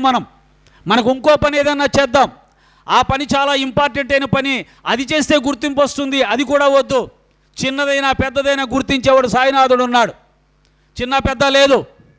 మీకు రహస్యం చెప్తాను. సత్యసాయిబాబా గారు ఉన్నారు ఇక్కడ మన గుళ్ళో కూడా. ఆ మహానుభావుడి దగ్గర సేవ ఎలా ఉంటుందంటే ఐఏఎస్ ఆఫీసర్లు, డాక్టర్లు, ఇటువంటి కోటీశ్వర్లు కూడా ఆయన దగ్గరికి వెళ్ళి ఎటువంటి సేవలు చేస్తారో తెలుసా? ఆ రోజు అక్కడ చీటీలు వేస్తారు. ఆ చీటీలో ఎవరికి ఏ సేవ వస్తే అక్కడికి వెళ్ళాలి. ఒకరికి బాత్రూమ్ దగ్గర సేవ వస్తుంది, రెస్ట్ రూముల దగ్గర సేవ వస్తుంది, అన్నదానాల దగ్గర ప్లేట్లు తీసి శుభ్రం చేసే సేవ వస్తుంది. అంటే డాక్టర్లు, ఇంజనీర్లు, కలెక్టర్లు కూడా ఆ సేవ సైతం సంతోషంగా చేయడానికి సిద్ధపడేవాళ్ళు. ఏమండి, సత్యసాయిబాబా గారు అయితే చూస్తూ ఉంటారు, అభినందిస్తారు, భుజం మీద చేయేస్తారు. ఆయన దృష్టిలో పడతాం. ఇక్కడ ఎవరి దృష్టిలో పడతామండి? ఆయన లేడా? ఆయన ఒక మాట అన్నాడు, నాకు నా ఫోటోకు తేడా లేదురా అన్నాడు. అంటే ఇప్పుడు బాబా అక్కడ ఉన్నాడా లేడా? అది బాగా గుర్తుపెట్టుకోండి. బాబా ఎక్కడో షిరిడీలో ఉన్నాడు అనుకోవద్దు. ఇంకా చెప్పాలంటే ఫోటో లేకపోయినా, విగ్రహం లేకపోయినా, ఏమీ లేకపోయినా నీ లోపటే ఉండి నీ మనసును గమనిస్తూ ఉన్నాడు. కాబట్టి ఈ ప్రపంచంలో, సృష్టిలో బాబా లేని చోటంటూ లేదు సుమా. కాబట్టి నేను ఒక సేవా కార్యక్రమం చేస్తుంటే బాబా చూస్తున్నాడో లేదో అనుకోవాల్సిన అవసరం లేదు. నీలో ఉండి నీకంటే ముందు ఆయనే చూస్తూ ఉన్నాడు. ఈ దృష్టితో సేవా కార్యక్రమాలు చేద్దాం. అద్భుతమైన మందిరం, నిన్న చెప్పాడైనా, ఇంత పెద్ద విశాలమైనటువంటి హాలు, ఎటువంటి పిల్లర్స్ లేకుండా వేయడం జరిగింది. అద్భుతమైన టెక్నాలజీ, శ్రద్ధాభక్తులతో ఎంతో శ్రమపడి ఈ మందిరాన్ని కట్టుకున్నారు. ఎన్నో దుష్ట శక్తులు ఈ మందిరాన్ని ఆక్యుపై చేయాలని చూసినా అది కాకుండా బాబా మిమ్మల్ని కాపాడాడు, మీకు స్వేచ్ఛనిచ్చాడు. బాబా మార్గంలో మాత్రమే మిమ్మల్ని పయనింపజేయడానికి బాబా మిమ్మల్ని ఎంచుకున్నాడు. లేకపోతే ఇది అన్యాక్రాంతం అయిపోయేది. ఈ మందిరం కపట వేషధారుల గుప్పిట్లోకి వెళ్ళిపోయేది. అలా వెళ్లకుండా కాపాడబడిందంటే మీరందరూ కూడా బాబా దృష్టిలో బలంగా ఉన్నారు. మిమ్మల్ని ఆయన బిడ్డలుగా స్వీకరించాడు, మిమ్మల్ని ఆయన ఉద్ధరించాలనుకున్నాడు. సచ్చరిత్రలో మీకు తెలిసిన కథ, బివి దేవ్ అనే భక్తుడు బాబా గురించి వేరే భక్తుని అడిగి తెలుసుకుంటూ ఉంటే అప్పుడు బాబా అంటాడు, రేయ్, ఇతరులను అడిగి నా గురించి తెలుసుకుంటే నీకు గుడ్డ పేలికలు మాత్రమే వస్తాయి, నన్ను అడిగి తెలుసుకుంటే నీకు పట్టుబట్టలు వస్తాయి అన్నాడు. మనం ఏం చేస్తున్నాం? ఇక్కడ కూర్చొని 4 మాటలు చెప్తే, 4 పాటలు పద్యాలు పాడితే, అబ్బా ఈయనే గురువు అని చెప్పి తెల్లారి ఆయన వెనకాల పడే బలహీనతలను ఏర్పాటు చేసుకున్నాం. దానివల్లనే కష్టాలు తెచ్చుకుంటున్నాం. సచిత్ర చదువుతున్నాం, 100 సార్లు చదివాం, కానీ బాబా నీకు నాకు మధ్య కూడా ఎవడు ఉండడానికి వీలు లేదు, మధ్యవర్తులు అక్కర్లేదు, నువ్వు పిలిస్తే పలుకుతాను, నా ఎముకలు మాట్లాడతాయి, నా సమాధి మీతో కదులుతుంది అని ఏకాదశి సూత్రాల్లో స్పష్టంగా 100 సార్లు చదువుతాం. కానీ అది మన మనసుకు ఎక్కదు. ఎవడైనా ఒకడు కనిపించగానే ఒక వేషధారి బ్రహ్మాండంగా స్వామీజీలా కనపడితే, అమ్మ ఈయనను ఆశ్రయిస్తే మన సమస్యలన్నీ తీరిపోతాయి. ఏమి తీరో, అన్నీ దోచుకొని నీకు ఇంకా పెద్ద పెద్ద సమస్యలు ఇచ్చి పంపిస్తాడు. నిజంగానే గురువు లేకపోతే జ్ఞానం రాదు, సత్యమే. కానీ ఈ కలికాలంలో గురువులు ఎక్కడా? గురువుని ఎలా కనుక్కుంటాం? మాటలు చెప్తే కనుక్కుంటామా? పాటలు పాడితే కనుక్కుంటామా? పుస్తకాలు రాస్తే కనుక్కుంటామా? అవేమి గురు లక్షణాలు కావు. ఎవడి దగ్గర ఒక్క పైసా కూడా ఏ రకంగా కానీ ఏ పేరు మీద కానీ వసూలు చేయకుండా ఉంటాడో అతను గురువు. మీకు సచ్చరిత్రలో ఇది కూడా చెప్తాడు బాబా, నా గురువు నా దగ్గర నుంచి 2 రూపాయల దక్షిణ అడిగాడు. నీ గురువు పూర్ణ వైరాగ్య అయితే, పూర్ణ జ్ఞాని అయితే డబ్బులతో సంబంధం ఏంటి, డబ్బులు ఎందుకు ఆయనకి అని మీరు అడగవచ్చు సుమా. కానీ నా గురువుకు డబ్బులతో ఏం పని? నా గురువు నన్ను శ్రద్ధ సహనం అనే 2 పైసలు అడిగాడు అన్నాడు. అంటే అక్కడే బాబా తేల్చి చెప్పాడు, పూర్ణ జ్ఞానికి పూర్ణ గురువుకి డబ్బుతో పనే లేదన్నాడు. మరి ఎందుకయ్యా అందరూ డబ్బులు అంటే? అంతే, అదొక జబ్బు. డబ్బులతో ఆశ్రమాలు, పెద్ద పెద్ద పీఠాలు స్థాపించి సామ్రాజ్యాలు విస్తరించి, ఆ సామ్రాజ్యానికి నేను ఒక పెద్ద గురువుని అనిపించుకోవాలనే ఒక మాయ, ఒక భ్రమ, దానికి మనందరినీ వాడుకుంటారు. మన జీవితాలు సగం నాశనం అయిపోయి ఉంటాయి. అందుకే గుర్తుగా చెప్తున్నాను, ఏ గురువు అయినా సరే 1 రూపాయి దక్షిణ ఇవ్వు, దాంతో నేను పలానా చేస్తున్నాను అంటే వీడు గురువు కాదు, నమస్కారం, వదిలేయండి. మరి సేవా కార్యక్రమాలు మనం చేసుకుందాం. మనం డబ్బులు ఆయనకిచ్చి ఆయన సేవా కార్యక్రమం చేయడం ఎందుకు? మనం చేయలేమా? మనకు చేతులు లేవా? మన చుట్టూ పేదవాళ్ళు లేరా? మన చుట్టూ అడుక్కునే వాళ్ళు బిచ్చగలు లేరా? మన చుట్టూ సహాయం కోసం చూస్తున్న వాళ్ళు లేరా? ఇది బాగా ఆలోచించుకుందాం.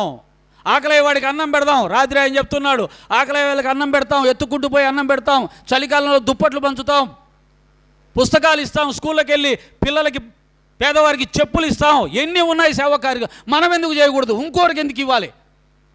ఇంకోరి ద్వారా ఎందుకు జరిపించుకోవాలి? ప్రత్యక్షంగా దానం చేస్తే, సేవ చేస్తే వచ్చే తృప్తి మన తరపున ఎవరో చేస్తే వస్తుందా? ఇలాగ మనమే ఏమైనా చేసి ఎదగాలి, మనకు మనమే భక్తులుగా ఎదగాలి, సేవా కార్యక్రమం చేయాలి తప్ప మధ్యవర్తితో పని లేని ఒకే ఒక వ్యవస్థ సాయినాథుని వ్యవస్థ. ఇంకెక్కడా లేదు. మధ్యవర్తితో సంబంధమే లేని వ్యవస్థ. ఆ విధంగా కూడా సాయినాథుని మార్గంలో ఆయనే మన తల్లి, తండ్రి, గురువు, దైవం, సర్వస్వం. మధ్యవర్తి ఎంత గొప్పవాడైనా సరే సాక్షాత్ భగవంతుడే వచ్చిన మీ బాబాకు నేను మధ్యలో ఉంటానంటే, నమస్కారం స్వామి, పక్కకు జరగండి, మా గురువుగారు ఉన్నారు. గురు చరిత్ర చదివిన వాళ్ళకు తెలుస్తుంది. గురు చరిత్రలో ఒక గురువుగారి యొక్క శిష్యుడు గురువుగారికి సేవలు చేస్తూ ఉంటే ఆ గురుభక్తికి మెచ్చి స్వయంగా ఈశ్వరుడు సాక్షాత్కరించి నీకేం కావాలో కోరుకోరని భక్తికి మెచ్చా అంటాడు. ఎంత గొప్పగా అంటాడంటే ఆ శిష్యుడు, అయ్యా నిన్ను రమ్మని నేను చెప్పలేదు, కానీ నా గురువు యొక్క సేవను చూసి నువ్వు వచ్చావంటే నా గురువు ఎంత గొప్పవాడో నాకు అర్థమైంది, నీతో నాకు అవసరం లేదు అంటాడు. ఆ తర్వాత స్వయంగా నారాయణుడు వస్తాడు, నీ గురుభక్తికి మెచ్చానరా, ఏం కావాలో కోరుకో అంటాడు. అక్కర్లేదండి, అసలు మిమ్మల్ని నేను కోరుకోకుండానే మీరు వచ్చి నాకు ప్రత్యక్షమై నాకు వరాలు ఇస్తామంటున్నారంటే ఇవంతా దేనివల్ల జరిగింది? నా గురువు యొక్క గొప్పతనం వల్ల జరిగింది. కాబట్టి గురువు అనుగ్రహం ఉంటే సమస్తం లభిస్తుంది. అందుకనే గురుర్ బ్రహ్మ గురుర్ విష్ణు గురుదేవ మహేశ్వర గురు సాక్షాత్ పరబ్రహ్మ అయిపోయింది. గురు సాక్షాత్ పరబ్రహ్మని సనాతన ధర్మమే చెప్పింది.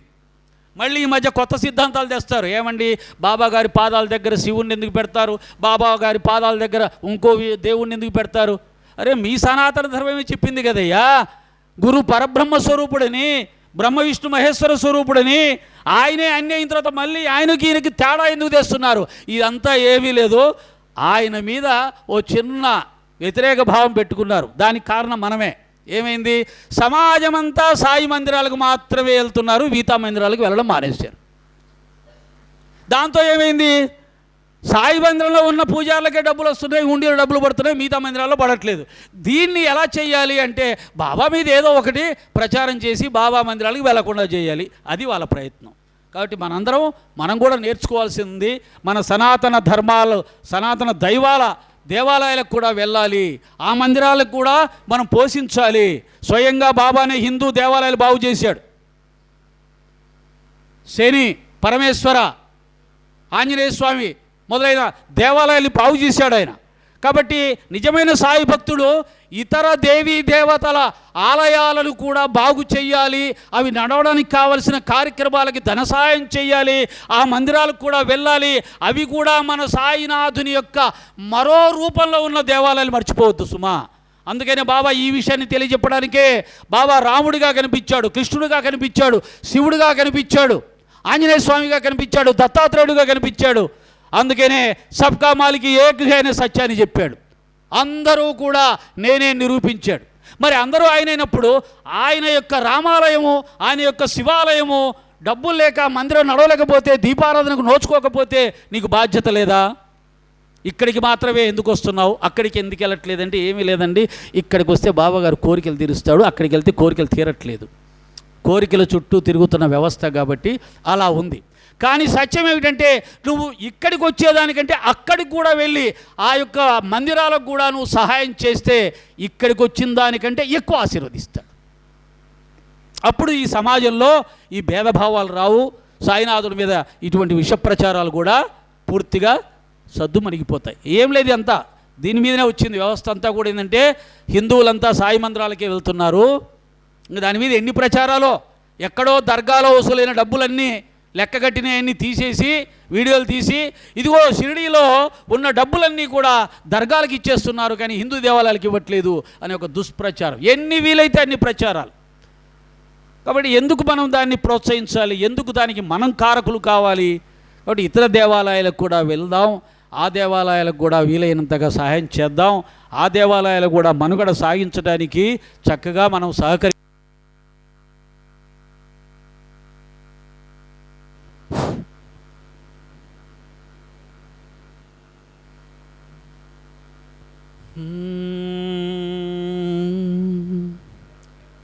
శ్రీ సచ్చిదానంద సమర్థ సద్గురు సాయినాథ్ మహారాజ్ కి, సాయినాథ్ మహారాజ్ కి, సాయినాథ్ మహారాజ్ కి.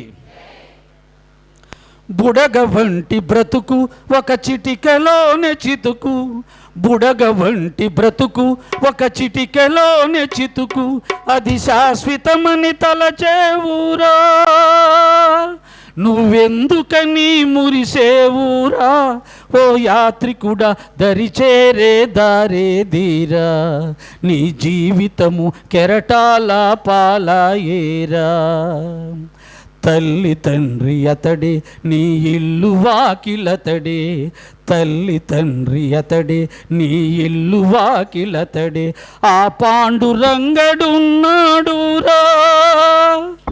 నీ భారమతడే మోసేనురా. ఓ యాత్రికుడా దరిచేరే దారేదీరా. ఈ విధంగా మన జీవితం అనేది మీకు అందరికీ తెలుసు, కాకపోతే మనం ఆలోచించాం. మన యొక్క జీవితం ఒక బుడగ వంటి బ్రతుకు. మన జీవితం బుడగ వంటి బ్రతుకు. అంటే బుడగ ఏ చిన్న గాలి తగిలినా చటుక్కుమని పేలిపోతుంది, అలాంటి జీవితం. అవునా?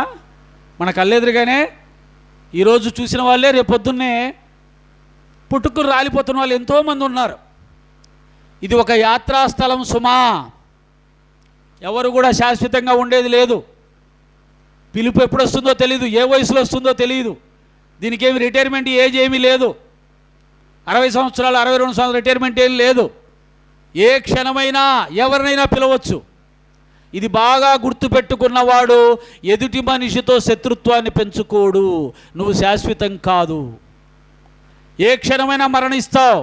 ఇది బాగా తెలిసిన వాళ్ళు ఎవరిని మోసం చేసి జీవించాలనుకోరు. ఇది బాగా తెలిసిన వాళ్ళు ఎవరిని ద్వేషిస్తూ జీవించరు. ఇది బాగా తెలిసిన వాళ్ళు అందరినీ ప్రేమిస్తూ జీవిస్తారు. బాబాగారు ఈ సత్యాన్ని బాగా ఎరిగిన వారు కాబట్టే వారు ప్రతి వారిని కూడా, జంతువుల్ని కూడా సమానమైన ప్రేమ కనపరిచారు. బాగా గుర్తుపెట్టుకోండి, ఏ క్షణమైనా మరణించడానికి సిద్ధంగా ఉన్న జీవుల మనం. బుడగ వంటి బ్రతుకు ఇది. మరి ఈ బుడగ వంటి బ్రతికంలో, క్షణికమైన జీవితంలో శత్రుత్వాలు అవసరమా? ద్వేషం అవసరమా? మోసం అవసరమా? అహంకారం అవసరమా? గుర్తుపెట్టుకోవాలి. ఇది బాగా తెలుసుకోవాలి. ఏ క్షణమైనా మరుక్షణం నేను మరణిస్తాను, మరుక్షణం నేను మరణిస్తాను అని ఎవడైతే జ్ఞాపకం పెట్టుకుంటాడో వాడు సమాజంలో చాలా అణిగి మణిగి జీవిస్తాడు.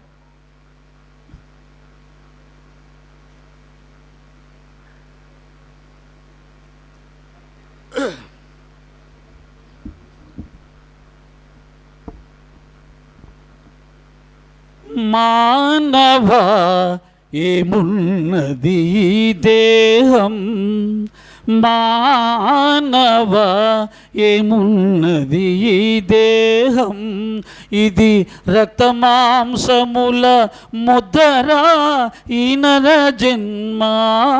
మానవ ఏమున్నది దేహం. బాగా గుర్తుపెట్టుకోండి, సచ్చరిత్రలో 8వ అధ్యాయంలో వస్తుంది. ఈ శరీరం అనేది ఒక మాయ. మీకు వినడానికి కొద్ది ఇబ్బందిగా ఉండాలి, సత్యం ఇది. ఈ శరీరంలో ఏమున్నాయి? చర్మం ఇప్పదీసి చూస్తే తెలుస్తుంది. భగవంతుని మాయ అంటే ఏమీ లేదండి. ఈ శరీరాన్ని తయారు చేశాడు, పైన మంచి చర్మం కప్పాడు. ఆ చర్మాన్ని చూసుకొని మురిసిపోతూ ఉంటాం. అద్దంలో రోజుకు 100 సార్లు చూడకుండా మనకు తెల్లారదు. ఎందుకని? మనం అంత అందంగా ఉన్నాం. అంత అందంగా తయారు చేశాడు ఆయన. ఎలా? ఈ చర్మము ద్వారా. ఈ చర్మం తీస్తే లోపట అసలు ఎవడెవడో గుర్తుపట్టలేమండి. చర్మం తీస్తే ఎవరిని గుర్తుపట్టలేము. అందరికీ ఒకే రకమైన పొర్రెలు, అందరికీ ఒకే రకమైన ఎముకలు, అందరికీ ఒకే రకమైన పేగులు. కాబట్టి డాక్టర్లు ఎందుకు స్థితప్రజ్ఞుల్లో ఉంటారు తెలుసా? కత్తితో పరాపరా కోసి పడేస్తారు. వాళ్ళకి అసలు ఏం బాధ ఎక్కడ ఉండదు. పొయ్యాడండి మీ ఆయన, పొయ్యాడండి మీ ఆవిడ, ఇంతే వాడు సులభంగా చెప్పేస్తాడు డాక్టరు. ఎందుకని? శరీరం లోపల చూశాడు ఆయన. మనం ఏం చేస్తున్నాం? పైన చూసి ఆహా ఎంత అందంగా ఉన్నాం, ఇది కదా అందం అంటే అని అనుకుంటూ ఉన్నాం. కానీ ఈ శరీరము రక్తమాంసాల ముద్ద. కనీసం ఇది తెలుసుకున్నప్పుడు దీనికోసం ఎక్కువ డబ్బులు ఖర్చు పెట్టకుండా జీవిస్తాం. ఎందుకంటే ఈ మధ్య దీన్ని అందంగా చూపించడం కోసం జీతాలు అయిపోతున్నాయి, నెల జీతాలు అయిపోతున్నాయి మొత్తం దానికే. భార్యాభర్తల మధ్యలో గొడవలు వస్తున్నాయి, అంత సంపాదిస్తున్నాం మొత్తం బ్యూటీ పార్లర్కి అయిపోతుంది అని చెప్పి. మరి ఏం చేయాలి? ఆ టెక్నాలజీ వచ్చింది, తప్పదు కదా. కానీ బాగా గుర్తుపెట్టుకోండి, దేన్నైతే నువ్వు ఎక్కువగా ప్రేమిస్తున్నావో దానికి ఏదైనా ఒక రోజు పెద్ద రోగం వచ్చిందంటే నీ అంత భయపడి చచ్చేవాళ్ళు ఏం సూసైడే నెక్స్ట్. నెక్స్ట్ అటెంప్ట్ ఏంటంటే సూసైడే. ఎందుకని? దేహాన్ని ఎక్కువగా ప్రేమించే వాళ్ళు ఆ దేహానికి ఏదైనా ఒక రోగం వస్తే చచ్చిపోతారు, ఈ రోజుల్లో బతకరు. ఎందుకని? అంత ఎక్కువగా ప్రేమిస్తున్నారు. విచిత్రం ఏంటంటే పూర్వకాలంలో సినిమా యాక్టర్లు మాత్రమే చూసి అబ్బా దేవకన్యల్లా ఉన్నారు. ఇప్పుడు ఏం లేదు, అందరూ దేవకన్యలే. కారణం ఏంటి? సినిమా యాక్టర్ల లాగానే తయారయ్యే టెక్నాలజీ వచ్చేసింది, మంచిదే. కానీ దానికి చాలా డబ్బు ఖర్చు అవుతుంది. కుటుంబ అవసరాలకు కూడా సరిపోని పరిస్థితుల్లో దాన్ని మనం మార్చుకోలేక దానికి ఎక్కువ ఖర్చు పెట్టేస్తున్నాం. అదే సమయంలో దేహాభిమానం ఎక్కువగా పెరిగిపోతుంది. ఏదైనా ఒక కర్మఫలం వచ్చి మన దేహానికి చుట్టుకున్నప్పుడు భరించలేకపోతాం సుమా. ఒకటే సత్యం జీవితంలో, నువ్వు దేన్నైనా ఎక్కువగా ప్రేమిస్తున్నావు అంటే దాని ద్వారా నీకు 100 రెట్లు బాధ తర్వాత వస్తుంది. అది గుర్తుపెట్టుకోండి. ఒక సత్యం ఏమిటంటే మానవుడి లక్షణం కొండంత సుఖాన్ని అనుభవించడానికి సిద్ధంగా ఉంటాడు, కానీ ఘోరంత కష్టాన్ని అనుభవించడానికి సిద్ధంగా ఉండము. లేదండి మీ ఘోరంత కష్టమైన రెడీ అన్న వాళ్ళ చేతులు ఎత్తండి, ఎవరు ఉండరు. అయితే ఇక్కడే కర్మ సిద్ధాంతం ఉంది. నువ్వు ఘోరంత కష్టం అనుభవించకుండా ఉండాలి అని అంటే ఘోరంత ఇతరులకు ఇబ్బంది పెట్టకుండా జీవించగలగాలి.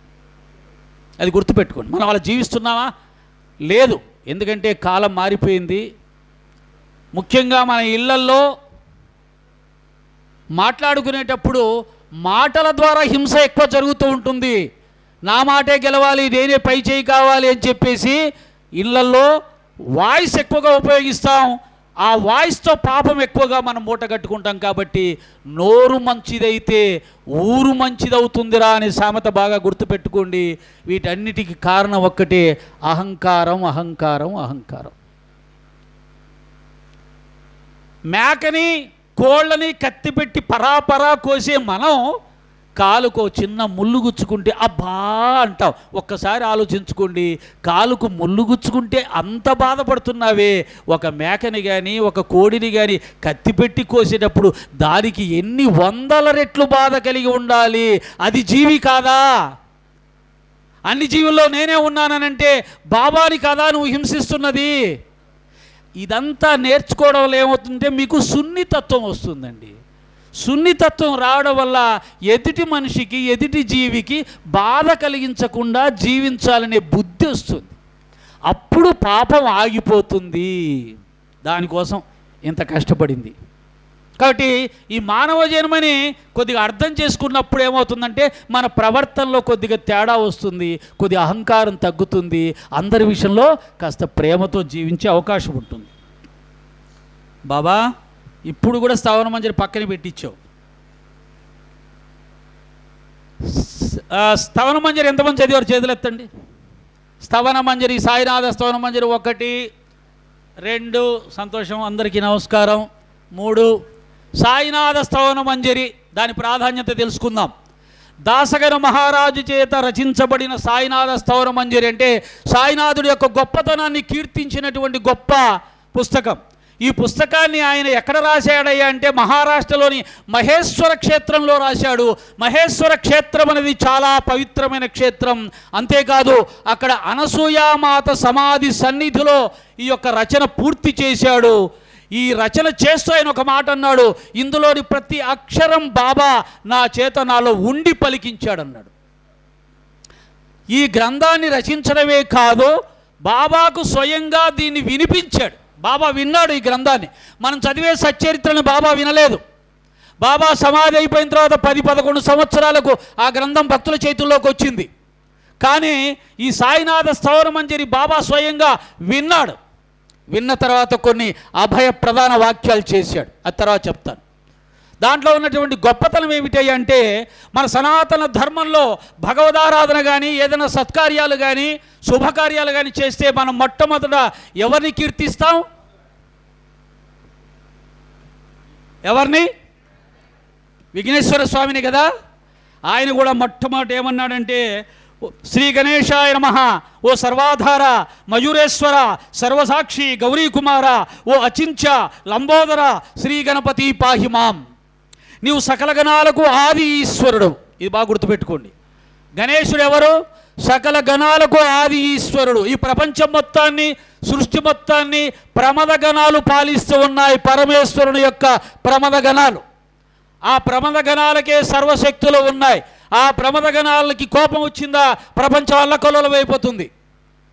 అటువంటి ప్రమద గణాలకు ఈశ్వరుడైన గణేశుని ఎవరైతే స్తుతి చేస్తారో ఆ ప్రమద గణాల నుంచి హాని జరగకుండా ఆయన కాపాడుతాడు. అందుకనే మనకు మొట్టమొదటి విఘ్నేశ్వర ఆరాధన పెట్టారా? ఏమన్నారు? వక్రతుండ మహాకాయ కోటి సూర్య సమప్రభా నిర్విఘ్నం కురు మే దేవా సర్వకార్యేషు సర్వదా. అంటే నిర్విఘ్నం కలిగించు మాకు, సర్వకాల సర్వావస్థల యందు కూడా విఘ్నాలు లేకుండా చూడు. దాన్ని ఈయన పాటించాడు దాసగణ మహారాజు. మొట్టమొదట మీకు ఇంకొక మాట చెప్తాను. ప్రపంచంలో ఎక్కువ దేశాలలో ఆరాధించబడుతున్నటువంటి మన సనాతన దైవాలలో విఘ్నేశ్వర స్వామి మొదటి స్థానంలో ఉంటాడు. ఎక్కువ దేశాలు ఆరాధిస్తుంది ఎవరంటే విఘ్నేశ్వర స్వామిని, త్రిమూర్తుల్ని కాదు, బ్రహ్మ విష్ణు మహేశ్వరుని కాదు. ఈ సత్యం మీకు తెలియాలంటే సత్యసాయిబాబా గారి దగ్గరికి వెళ్ళండి, పుట్టపర్తికి. అక్కడ ఒక మ్యూజియం ఉంది. ఆ మ్యూజియంలో ఎన్ని దేశాల్లో విఘ్నేశ్వర ఆరాధన జరుగుతుందో తెలుస్తుంది అనమాట. నేను అమెరికా వెళ్ళాను.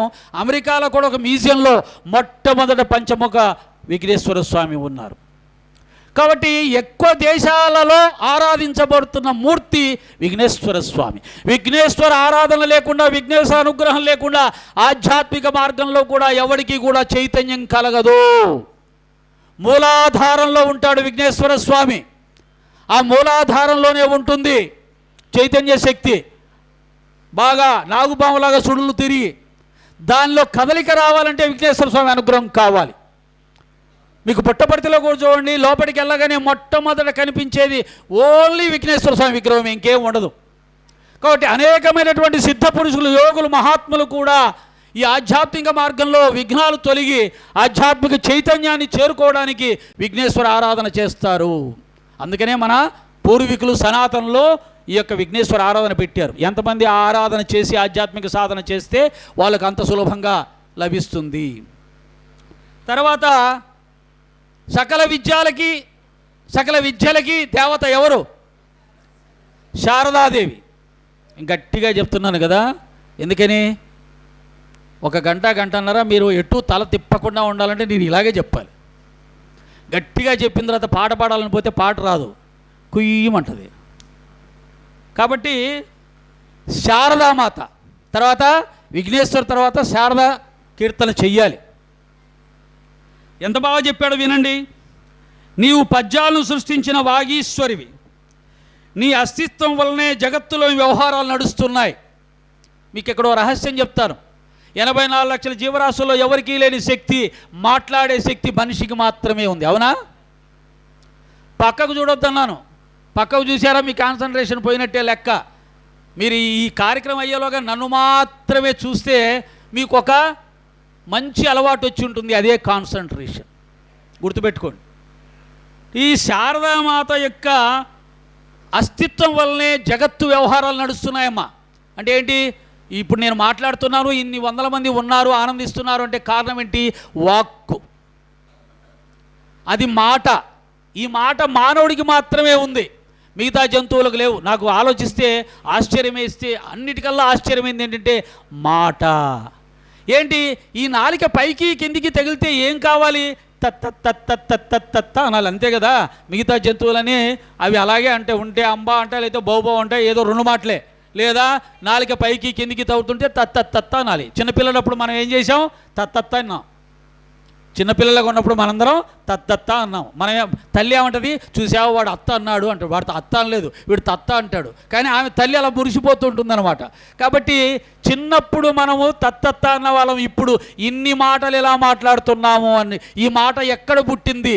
ఇన్ని భావాలు, ఈ భావాలకి భాష, ఆ శబ్దాలు ఇవన్నీ కూడా ఎలా వచ్చాయి? ఎక్కడి నుంచి వచ్చాయంటే శారదామాత అనుగ్రహం వల్లనే వచ్చాయి తప్ప మనిషి కష్టపడి సాధించుకున్నది కాదు. కాబట్టి ఈ యొక్క వాక్కుని అనేది పవిత్రమైన వాక్కు, పరమాత్మ ఇచ్చిన వాక్కు, పరమాత్మకే ఉపయోగిస్తే వాడు ధన్యుడవుతాడు తప్ప నోటికొచ్చినట్టుగా అడ్డదిడ్డంగా మాట్లాడితే వాడు పరమ పాపి అవుతాడు.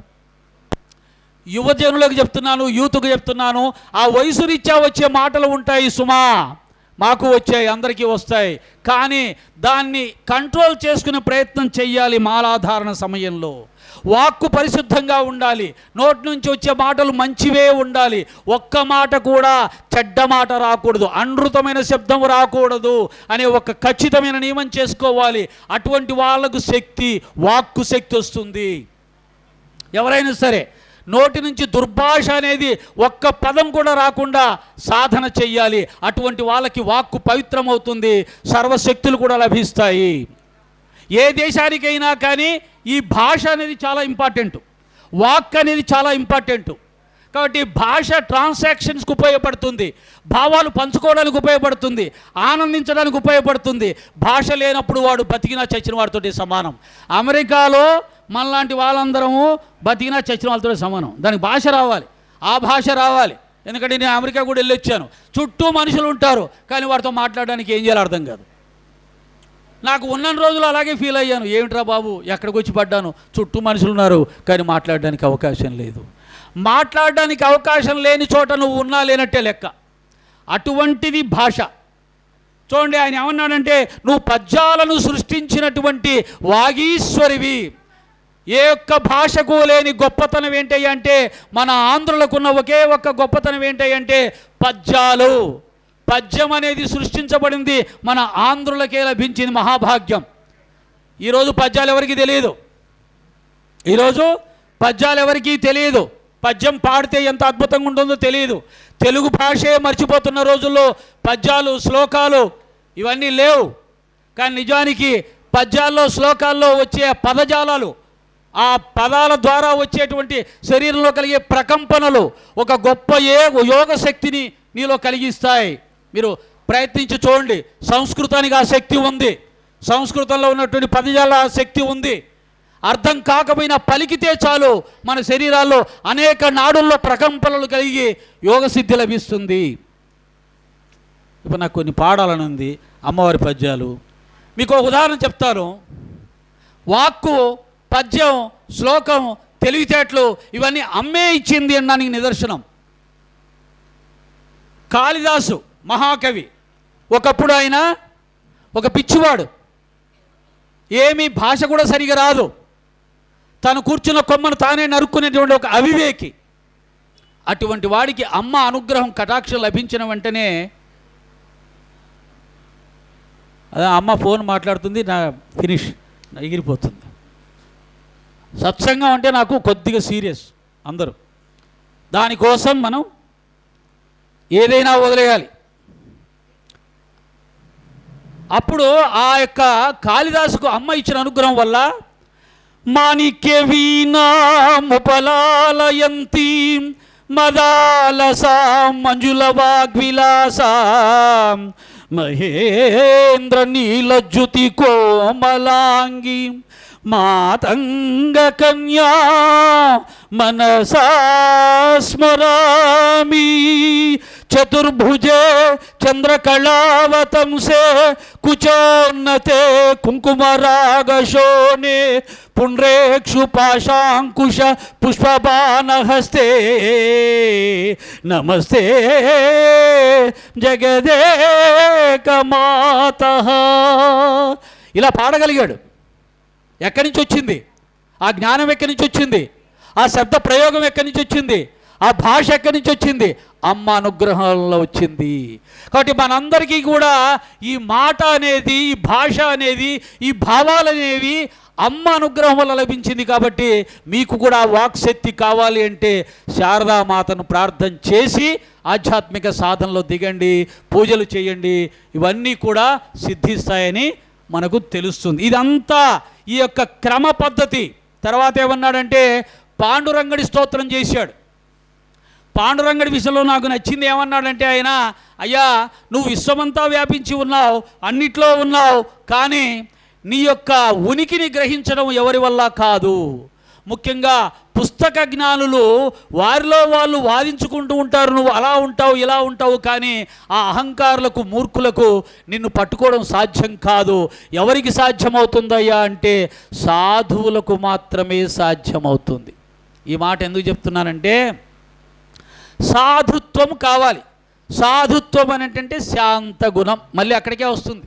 ఎక్కడికన్నా పోయింది ఎక్కడికి వస్తుందంటే మన అహంకారం దగ్గరికే వచ్చి ఆగిపోతుంది. శాంతము లేక సౌఖ్యము లేదు. ఎవరు చెప్పారు? ఏ మహానుభావుడు? త్యాగరాజు. నీకు సౌఖ్యం లేదా, నీ ఇంట్లో సుఖం లేదా, నీ మనసులో మనశ్శాంతి లేదా, నువ్వు అహంకారంతో ఉన్నావు.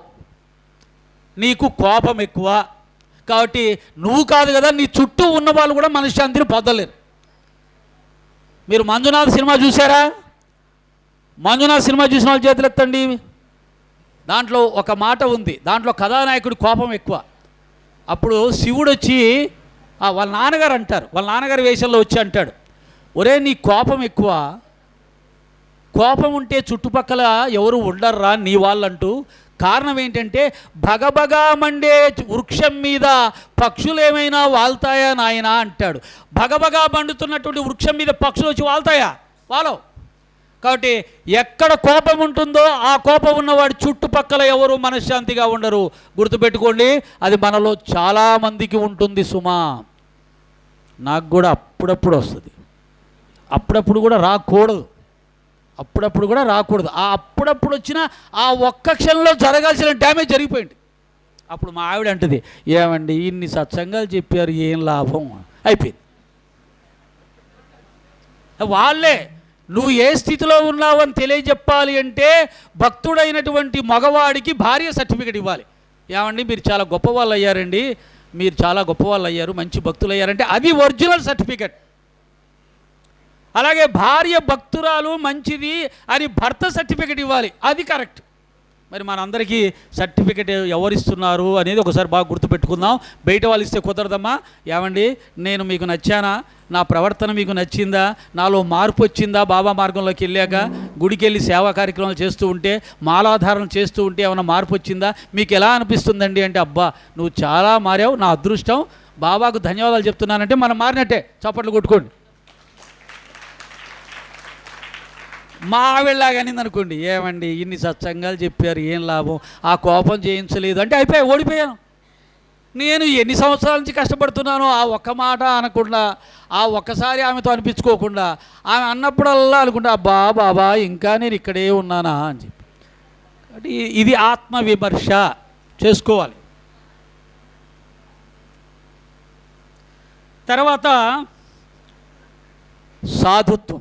సాధు లక్షణం శాంత స్వభావం ఉన్న వాళ్ళకే నారాయణుడు అంటే ఏమిటో అర్థమవుతుంది. నారాయణుడు నాకు అర్థమయ్యాడు అంటే నీలో అహంకారం పూర్తిగా నశిస్తే తప్ప అర్థమైనట్లు లెక్క కాదు. నీకు నువ్వు సర్టిఫికెట్ ఇస్తుంటే కుదరదు. నువ్వు పరమశాంత స్వరూపుడి కావాలి. ఎంత శాంత స్వరూపమయ్యా అంటే రమణ మహర్షి లాంటి మహర్షి యొక్క ముఖం మీద ఒక దుర్మార్గుడు, ఒక అహంకారి, ఒక బ్రాహ్మణుడు ఆయన గొప్ప స్థితి చూసి ఓర్వలేక ఆయన ముఖం మీద ఊశాడు ఈర్ష్యతో, ద్వేషంతో రమణ మహర్షి గారి ముఖం మీద. రమణ మహర్షి గారు చిరునవ్వు నవ్వి చక్కగా తుడుచుకున్నాడు, అంతే, ఏమీ అనలా. అంత శాంతము నీకు వస్తే తప్ప నారాయణుడు నీకు అర్థం కాడు సుమా.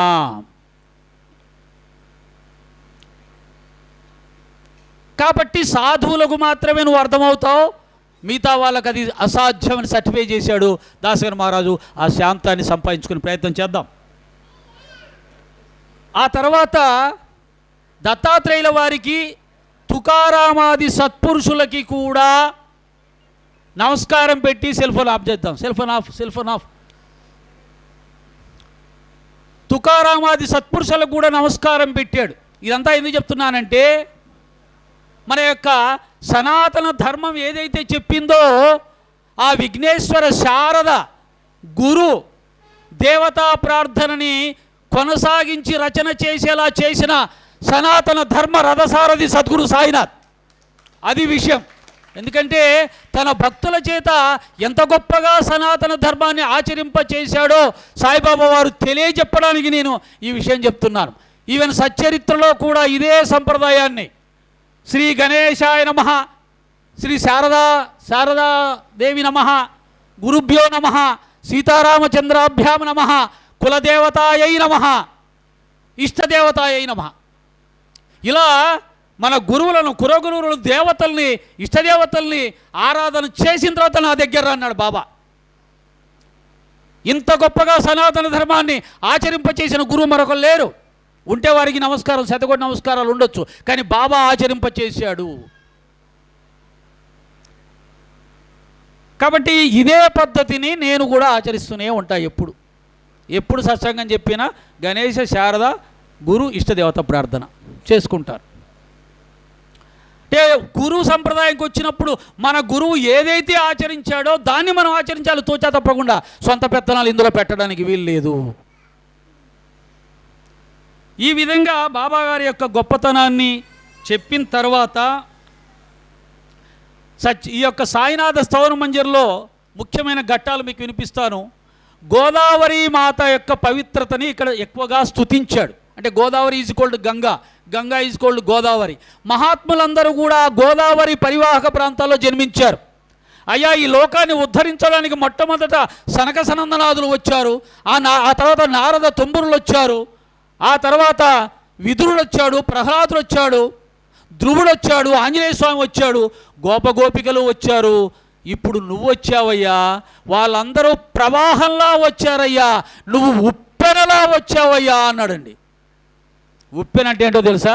మొత్తాన్ని కొట్టుకెళ్ళిపోద్ది అంతే. బాబా వచ్చి ఇప్పుడు అదే పని చేశాడు.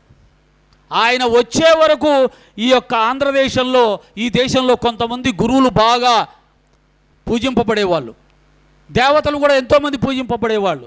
ఆయన వచ్చాడు, ఉప్పెనలాగా అన్నీ కొట్టేసుకుంటూ వెళ్ళిపోయి చివరికి బాబా ఒక్కడే మిగిలాడు. అది మళ్ళీ సమస్య. ఇందాక చెప్పినట్టు అదే సమస్య అయింది. బాబాగారు ఒక్కడే. గురు పౌర్ణమి అంటే చూడండి, బాబాగారు ఏమైనా చెప్పారా? ఒరే, గురు పౌర్ణమి అంటే నా గుళ్ళల్లో జరిగే కార్యక్రమాలే చూపించారని టీవీ ఛానల్ వాళ్ళకి ఏం చెప్పారా? టీవీ ఛానల్లో వెళ్ళి కేవలం ఈ యొక్క బాబా దేవాలయాల్లోనే కూర్చుంటారు. ఎందుకని? భక్తులు అక్కడికే వస్తారు. ఆయన కార్యక్రమాలే చూపిస్తుంటారు. ఇక్కడ వీళ్ళు ఇళ్ళలో కూర్చొని ఏడుస్తుంటారు. ఏమండి, బాబాగారు మొన్నగాక నిన్న వచ్చాడు, 100 సంవత్సరాల క్రితం వచ్చాడు, అంతకుముందు ఎంతోమంది గురువులు వచ్చారు, వాళ్ళని ఎవరు చూపించారా? మరి ఏం చేయమంటే ఎవరిది తప్పు ఇది? బాబాగారు ఏమైనా చెప్పారా? అంటే ఎవరినైనా ఒక నాయకుడిని ఎవరు నాయకుడు చేయాలా? ప్రజలు చేయాలా? ఒక దేవుణ్ణి ఎవరు దేవుడు చేయాలి? భక్తులు చేయాలి. మరి అందరూ కలిసి ఆయన్ని గురువుని చేశారు, దేవుని చేశారు. ఎవరిది తప్పు ఇందులో? అంటే ఇక్కడ ఉన్నది ఒకటే సత్యం ఏంటి అంటే, గురువు వచ్చినప్పుడు, సాక్షాత్తు పరబ్రహ్మ గురువుగా భూమి మీద అవతరించినప్పుడు దేవతలు సైలెంట్ అవుతారు. ఇందులో ఎక్కువ తక్కువ లేదు. సత్యం ఏంటంటే ఆ దేవుడే ఈ సాయినాథుడు. మళ్ళీ వీళ్ళంతా ఇటు భేదభావంతో ఉండి ఇవన్నీ సృష్టిస్తున్నారు. నిజానికి బాబాగారే రాముడు, బాబాగారే కృష్ణుడు, స్వయంగా ఆయన చూపించాడు. కానీ ఒప్పుకోవడానికి మనసు ఒప్పట్లేదు. ఎందుకని? తల మీద గుడ్డ పెట్టుకున్నాడు, చేతిలో సటకా పెట్టుకున్నాడు, అల్లా మాలిక్ అన్నాడు. ఈయన ఎలా అవుతాడండి? బాధ అది. నేను కూడా తల మీద గుడ్డ పెట్టుకుంటాను, చేతిలో సటకా పెట్టుకుంటాను, కఫిని వేసుకుంటాను. నేను ముస్లిం అయిపోతానా? పుట్టుకతో రావాలండి మతం అనేది. తల్లిదండ్రుల దగ్గర నుంచి రావాలండి మతం అనేది. ఆయన తల్లిదండ్రులు ఎవరో ఎవరికీ తెలియదు, ఆనాడే తెలియదు. ఈ గ్రంథాన్ని రచించినటువంటి దాసగారు మహారాజు పోలీస్ డిపార్ట్మెంటు బాబాగారి యొక్క జన్మ వృత్తాన్ని తెలుసుకోవడానికి ఎంతో ప్రయత్నం చేశాడు, ఎన్నో పరిశోధనలు చేశాడు, ఎన్నో ప్రాంతాలకు వెళ్ళాడు, ఎక్కడా దొరకలేదు ఆయన ఎవరనేది. అందుకనే సాయి భక్తులు ఆనాడు కొంతమంది గొప్ప భక్తులు, విద్యావేత్తలు బాబా అయోని సంభవుడు అని నమ్మారు. అంటే ఆయన ఏ తల్లి గర్భంలో జన్మించలేదు, నడుచుకుంటూ వచ్చాడు 16 ఏళ్ల బాలుడుగా అని. ఇది ఒక విశ్వాసం. అదే షిరిడిలో ఖండోబా ఆవహించినటువంటి ఒక దేవత, ఖండోబా దేవత అంటే శివుడు ఆవహించిన ఒక భక్తురాలు ఏం చెప్పాడంటే, ఈ బాలుడు ఈ వేప చెట్టు కింద 12 సంవత్సరాలు తపస్సు చేశాడు అని చెప్పాడు. అంటే 4 సంవత్సరాల వయస్సు నుంచే తపస్సులో కూర్చున్నాడని స్వయంగా ఖండోబా చెప్పాడు. చెప్పింది మన సనాతన ధర్మ దైవమే. ఆయన జన్మ వృత్తాంతాన్ని ఎవరూ కూడా కనుక్కోలేకపోయారు. కారణం ఏమిటయ్యా అంటే, ఆయన హిందూ ముస్లింల సఖ్యత కోసం 2 మతాచార పద్ధతుల్ని ఆచరిస్తూ హిందువులు ముస్లింలు అన్నదమ్ముల్లా కలిసిమెలిసి ఉన్నప్పుడే ఈ భారతదేశం జాతీయ ఐకమత్యాన్ని సాధించగలుగుతుంది. కాబట్టి బాబా ఆ ఉద్దేశంతో తన జన్మ వృత్తాంతాన్ని రహస్యంగా ఉంచాడు. ఆయన జన్మ వృత్తాంతాన్ని ఎవరైనా చెప్పాలని ప్రయత్నిస్తే బాబా యొక్క సంకల్పాన్ని, ఉద్దేశాన్ని కూడా కాదని ప్రవర్తించినట్లు ఉంటుంది. కాబట్టి ఆయన జన్మ వృత్తాంతం లేదు, ఆయన జన్మ నక్షత్రం లేదు, జన్మ తేదీ లేదు. కొంతమంది గురువులు బాబా గారి జన్మ తేదీని సృష్టించి జన్మదినోత్సవాలు కూడా చేసుకుంటారు, అది వారి ఇష్టం. బట్ బాబా గారు మాత్రం సచ్చరిత్రలో ఎక్కడా కూడా తన యొక్క జన్మ వృత్తాంతాన్ని చెప్పలేదు, తల్లిదండ్రుల పేరు చెప్పలేదు. తల్లిదండ్రులు ఎవరో తెలిసే వరకు కూడా ఏ వ్యక్తి యొక్క కులం, మతం తెలిసే అవకాశం లేదు. అవునా? 150 సంవత్సరాలు అయిన తర్వాత ఇప్పుడు ఎవడో ఒకడు లింగిలిటుకు మన వచ్చేసి బాబా గారు అక్కడి నుంచి వచ్చాడు, ఇక్కడి నుంచి వచ్చాడు, వాళ్ళ నాన్న ఇదంట, వాళ్ళ అమ్మగారు ఇదంట, ఆయన పేరు ఇదంట. అన్నీ ఉట్టియే, అన్నీ దొంగబద్దాలే. మొన్ననే ఒక హైకోర్టు జడ్జి చక్కగా ఒక స్టేట్మెంట్ ఇచ్చాడు, ఇవన్నీ పచ్చి అబద్ధాలు, బాబా గారి జన్మ వృత్తాంతం అనేది ఎక్కడా దొరకలేదని చెప్పి అనేక కోర్టులు ఇచ్చినటువంటి సర్టిఫికెట్లన్నీ ఆ జడ్జి గారు స్వయంగా చూపించారు. బాబా గారికి తల్లిదండ్రులు లేరు, జన్మ వృత్తాంతం లేదు. కాబట్టి బాబా సకల మత స్వరూపుడుగా నిలబడిపోయాడు, సకల దేవతా స్వరూపుడుగా నిలబడిపోయాడు. కాబట్టి బాబా గారి యొక్క కులం, మతం ప్రసక్తి అనవసరం. ఆయన మహాత్ముడు. దీనికి పెద్దవాళ్ళు ఏం చెప్పారంటే, ఒక మామిడి చెట్టు యొక్క పండు రుచిగా ఉంటే తిని ఏడవరా, ఎంత బాగుంది అని పొగడరా. ఈ చెట్టును ముస్లిం నాటాడా, హిందువు నాటాడా అని ఎవడన్నా చూస్తాడండి? అలా ఉంది ఇలాగ. ఆ పరమాత్మ, ఆ దైవం మన అందరినీ ప్రేమగా దగ్గరికి తీసుకొని మన కష్టాలు తీర్చి, మన రోగాలు తీర్చి, పిలిస్తే పలికే దైవంగా మన జీవితాల్లో ఉంటే ఆయన ముస్లిమా, హిందువా ఇవెందుకండి? అంటే ఈ కలికాల మహిమ వల్ల కొంతమంది మహాత్ములను కూడా, సిద్ధపురుషులను కూడా, అవతార పురుషులను కూడా చూస్తారు. కొన్ని రోజులు పోతే వెంకటేశ్వర స్వామి బీబీ నాంచారమని ఎందుకు పెళ్లి చేసుకున్నాడు, కాబట్టి ఆయన ముస్లిం, ఆమెను పెళ్లి ఆయన కూడా పూజించొద్దు అంటారేమో. అయ్యప్ప స్వామి దర్శనానికి వెళ్ళే వాళ్ళందరూ మొట్టమొదట బాబర్ స్వామిని దర్శనం చేసుకుని నా కాడికి రమ్మన్నాడు ఆయన. బాబర్ స్వామి ముస్లిం. బ్రహ్మం గారు తన యొక్క శిష్య పదవిని సిద్ధయ్యకి ఇచ్చాడు, ఇంకెవరికి ఇవ్వాల. ఆయన ముస్లిం. ఇంకా కొత్త కొత్త విషయాలు తీసుకొస్తారు. ఏమిటి? బాబా గారి అవతారం ఏ పురాణాల్లో ఉంది? పురాణాల్లో వెంకటేశ్వర స్వామి అవతారం కూడా లేదు. దశావతారంలో వెంకటేశ్వర స్వామి అవతారం లేదు. కానీ కలియుగ అవతారంగా ఈనాడు మనం పూజించుకుంటున్నాం. వీరబ్రహ్మేంద్ర స్వామి అవతారం లేదు. సాక్షాత్ పరబ్రహ్మ స్వరూపుడుగా మనం గుళ్ళు కట్టి పూజిస్తున్నాం. రాఘవేంద్ర స్వామి అవతారం లేదు. సాక్షాత్ ప్రహ్లాద అవతారంగా పూజించుకుంటున్నాం. రామకృష్ణ పరమహంస, రమణ మహర్షి ఇలాంటి సిద్ధపురుషులు, మహాత్ములు వీళ్ళందరికీ కూడా ఎక్కడ పురాణాల్లో ఉండవు. అలాగని వాళ్ళని మహాత్ములుగా, సిద్ధపురుషులుగా, గురువులుగా పూజించుకోకుండా ఉంటామా? కాబట్టి ఇదంతా కూడా మన యొక్క సాయి తత్వాన్ని, సాయి భక్తిని వ్యాపించకుండా మన మనసులో కలుషితం చేయడానికి కొంతమంది రాక్షస ప్రవృత్తి ఉన్న వాళ్ళు చేస్తున్నటువంటి ప్రయత్నాలుగా భావించి మనం సాయి యొక్క మార్గంలో ముందుకు సాగాలి అని చెప్పి మీ అందరికీ తెలియజేస్తూ ఉన్నాను. ఈ యొక్క గోదావరి మాత యొక్క గోదావరి ఎటువంటిది, ఎందుకు గోదావరికి అంత పవిత్రత వచ్చింది అంటే, నా వైపే చూడండి, నా వైపే చూడండి, ఎవరు లేస్తే వాళ్ళ వైపు చూడకూడదు. మీకు బోరు కొట్టినా తప్పదు, ఇది పనిష్మెంటు. ఎందుకని అంటే ఏకాగ్రత. ఇప్పుడు గోదావరి మాతకు ఎందుకు అంత పవిత్రత వచ్చింది అని అంటే, దానికి ఉద్దేశం మేఘంలో నుంచి పడినటువంటి జలము ఏ ప్రదేశంలో పడి దాని యొక్క సహజ లక్షణాన్ని కోల్పోకుండా మేఘంలో ఉన్నప్పుడు ఎంత పవిత్రంగా, ఎంత నిర్మలంగా ఉందో అంత పవిత్రంగా ఏ ప్రదేశం అయితే ఉంచగలుగుతుందో ఆ ప్రదేశాన్ని గోదావరి అంటారంట. అందుకని ఆ గోదావరికి, గంగామాతకు అంత పవిత్రత వచ్చింది. వర్షం నీరు గోదావరిలో పడుతుంది, బయట అంతటా పడుతుంది. కానీ అది ఎక్కడెక్కడైతే పడిందో ఆ యొక్క భూమి యొక్క లక్షణాలకు అనుగుణంగా అది ఉప్పుగా మారిపోతుంది, చేదుగా మారిపోతుంది, ఒగరుగా మారిపోతుంది, బురదగా మారిపోతుంది, రోగాలను సృష్టించేదిగా మారిపోతుంది. కానీ గంగలో, గోదావరిలో పడ్డ నీరు మాత్రం పవిత్రంగా, నిర్మలంగా ఉంటుంది, ఆరోగ్యప్రదంగా ఉంటుంది, శాశ్వతంగా ఒకే రకంగా ఉంటుంది. అది గోదావరి, గంగ యొక్క పవిత్రత. ఆ గోదావరి ఎటువంటిది అంటే సత్పురుషులతో సమానమైనటువంటిది అన్నాడు.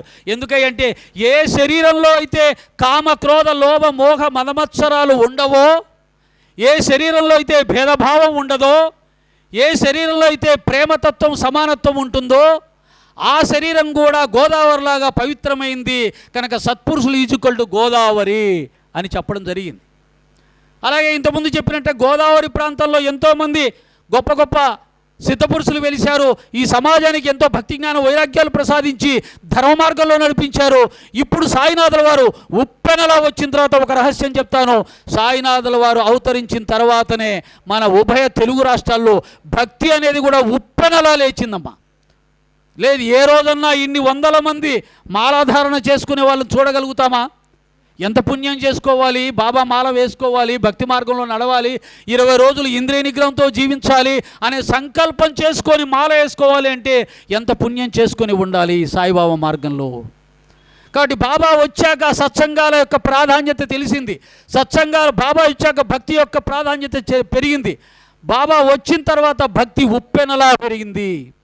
ఒక్క ఉభయ తెలుగు రాష్ట్రాల్లోనే 30,000 సాయి మందిరాలు వెలిసాయంటే ఆంధ్ర రాష్ట్రంలో ఈ యొక్క భక్తి ఎంత గొప్పగా విస్తరిస్తుంది తెలుస్తుంది. సాయి భక్తులు సకల దేవతారాధన చేస్తారు. సాయి భక్తులు బాబా సన్నిధానంలో కూర్చొని విష్ణు సహస్రనామం పారాయణ చేస్తారు, లలిత సహస్రనామం పారాయణ చేస్తారు, హనుమాన్ చాలీసా చేస్తారు. మీకు ఇంకో రహస్యం చెప్తారు. సాయి భక్తులలో ప్రపంచవ్యాప్తంగా ఒక్కడైనా మతం మారిన వాడు లేడు చూపిస్తే మేమందరం బాబాను వదిలేస్తాం. కానీ అదే సనాతన ధర్మం ఉంటున్న హిందూ సమాజంలో వందల వేల మంది మతం మారిపోతూ ఉన్నారు. ఎక్కడ బలహీనత ఉందో తెలుసుకోండి. బాబా వచ్చిన తర్వాత మత మార్పిళ్ళు ఆగిపోయాయి.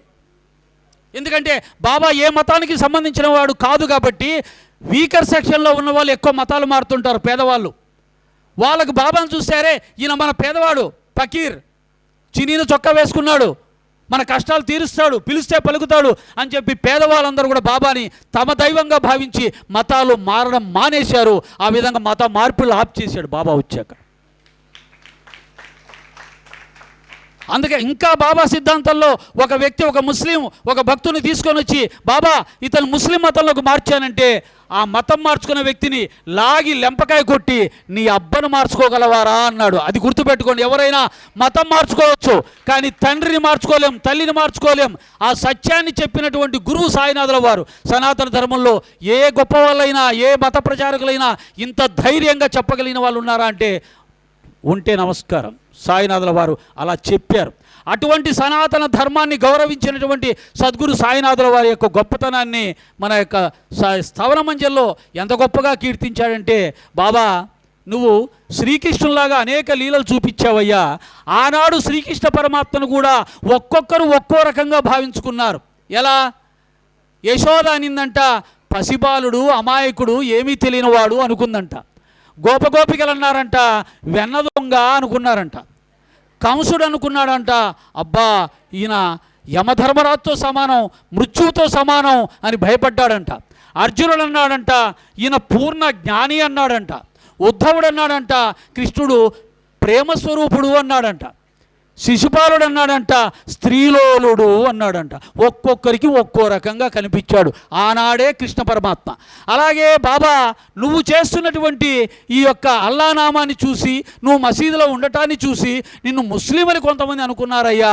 కానీ నీ అగ్ని ఆరాధన చూసి, ద్వారకామాయికి నువ్వు పెట్టినటువంటి ఆ మసీదుకి నువ్వు పెట్టినటువంటి ద్వారకామాయి అనే నామాన్ని చూసి, నువ్వు జరిపిస్తున్న శ్రీరామ నవమిని చూసి, నువ్వు కొంతమందికి శ్రీరామనామాన్ని మంత్రంగా బోధించడాన్ని చూసి, స్వయంగా నువ్వు శరీరాన్ని పెట్టేటప్పుడు శ్రీరామ విజయం అనే ఆ గ్రంథాన్ని 3 సార్లు చదివించుకున్నావే, దాన్ని చూసి హిందూ భక్తుల చేత రామాయణ, భారత, భాగవత గ్రంథాలని ప్రతినిత్యం పారాయణ చేసి సత్సంగాలు చెప్పించావే, ఇవన్నీ చూసి నిన్ను మించిన సనాతన రథసారథి ప్రపంచంలో ఎవరు లేరయ్యా అని చెప్పేసి ఆ యొక్క స్థవన మంజరిలో కీర్తించడం జరిగింది.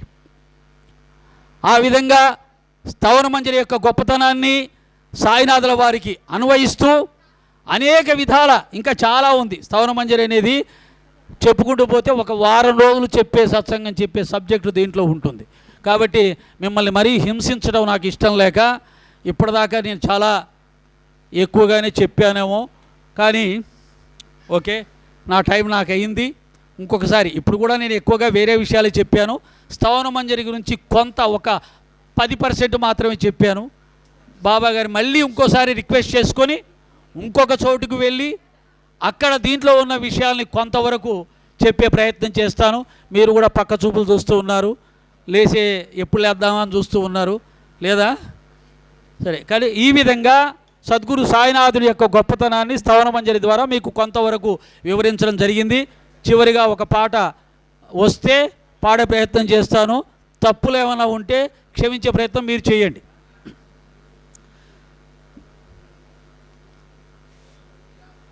శ్రీ సచిదానంద సమర్థ సద్గురు సాయినాథ్ తీతుడు వేద వేద్యుడు వెలసెను మన కోసం వేదాతీతుడు వేదాతీతుడు వేపాకు చేదులో అమృతత్వము వేపాకు చేదులో అమృత చెట్టు ఆయను కల్పవృక్షము వేప చెట్టు ఆయను కల్పవృక్ష వేషములో శంకరయ్యగా ఉపదేశ సారములో విష్ణుమూర్తిగా వెలిగడి ధునియేమో కర్మయోగము వెలిగడి ధునియేమో కర్మయోగము వేప చెట్టు వెలసెను మన కోసం వేదాతీతుడు వేదాతీతుడు తలపై పాగాలో అష్టసిద్ధులు భుజాన జోలెలో అష్టలక్ష్ములు తలపై పాగాలో అష్టసిద్ధులు భుజాన జోలెలో అష్టలక్ష్ములు పాదరక్ష లేకుండా భూమి పవనం పాదరక్ష లేకుండా భూమి పవనం పాడుబడ్డ మసీదే మోక్ష సాధనం పాడుబడ్డ మసీదే మోక్ష సాధనం వేప చెట్టు నీడలో వేద వేద్యుడు వెలసెను మన కోసం వేదాతీతుడు వేదాతీతుడు వేదాతీతుడు శ్రీ సచిదానంద సమర్థ సద్గురు సాయినాథ్ మహారాజ్ की साई महाराज की जय साईनाथ महाराज की जय ओम सुखिनो भवन्तु सर्वे जना सुखिनो भवन्तु ओम शांति शांति शांति ओम श्री साईराम अंदरिकी धन्यवादाలు శ్రీశైలం వాస్తవ్యులు సాయిదాస్ గారు అమూల్యమైన సాయి ప్రవచనాలు సాయి తత్వంలో ఎలా ఉండాలి సాయి మనకి ఏమి సూచించాడు భగవంతుని అనుగ్రహం ఏ విధంగా పొందాలనే విషయం మీద చక్కటి సాయి రామ్ సాయి రామ్ సాయి సాయి రామ్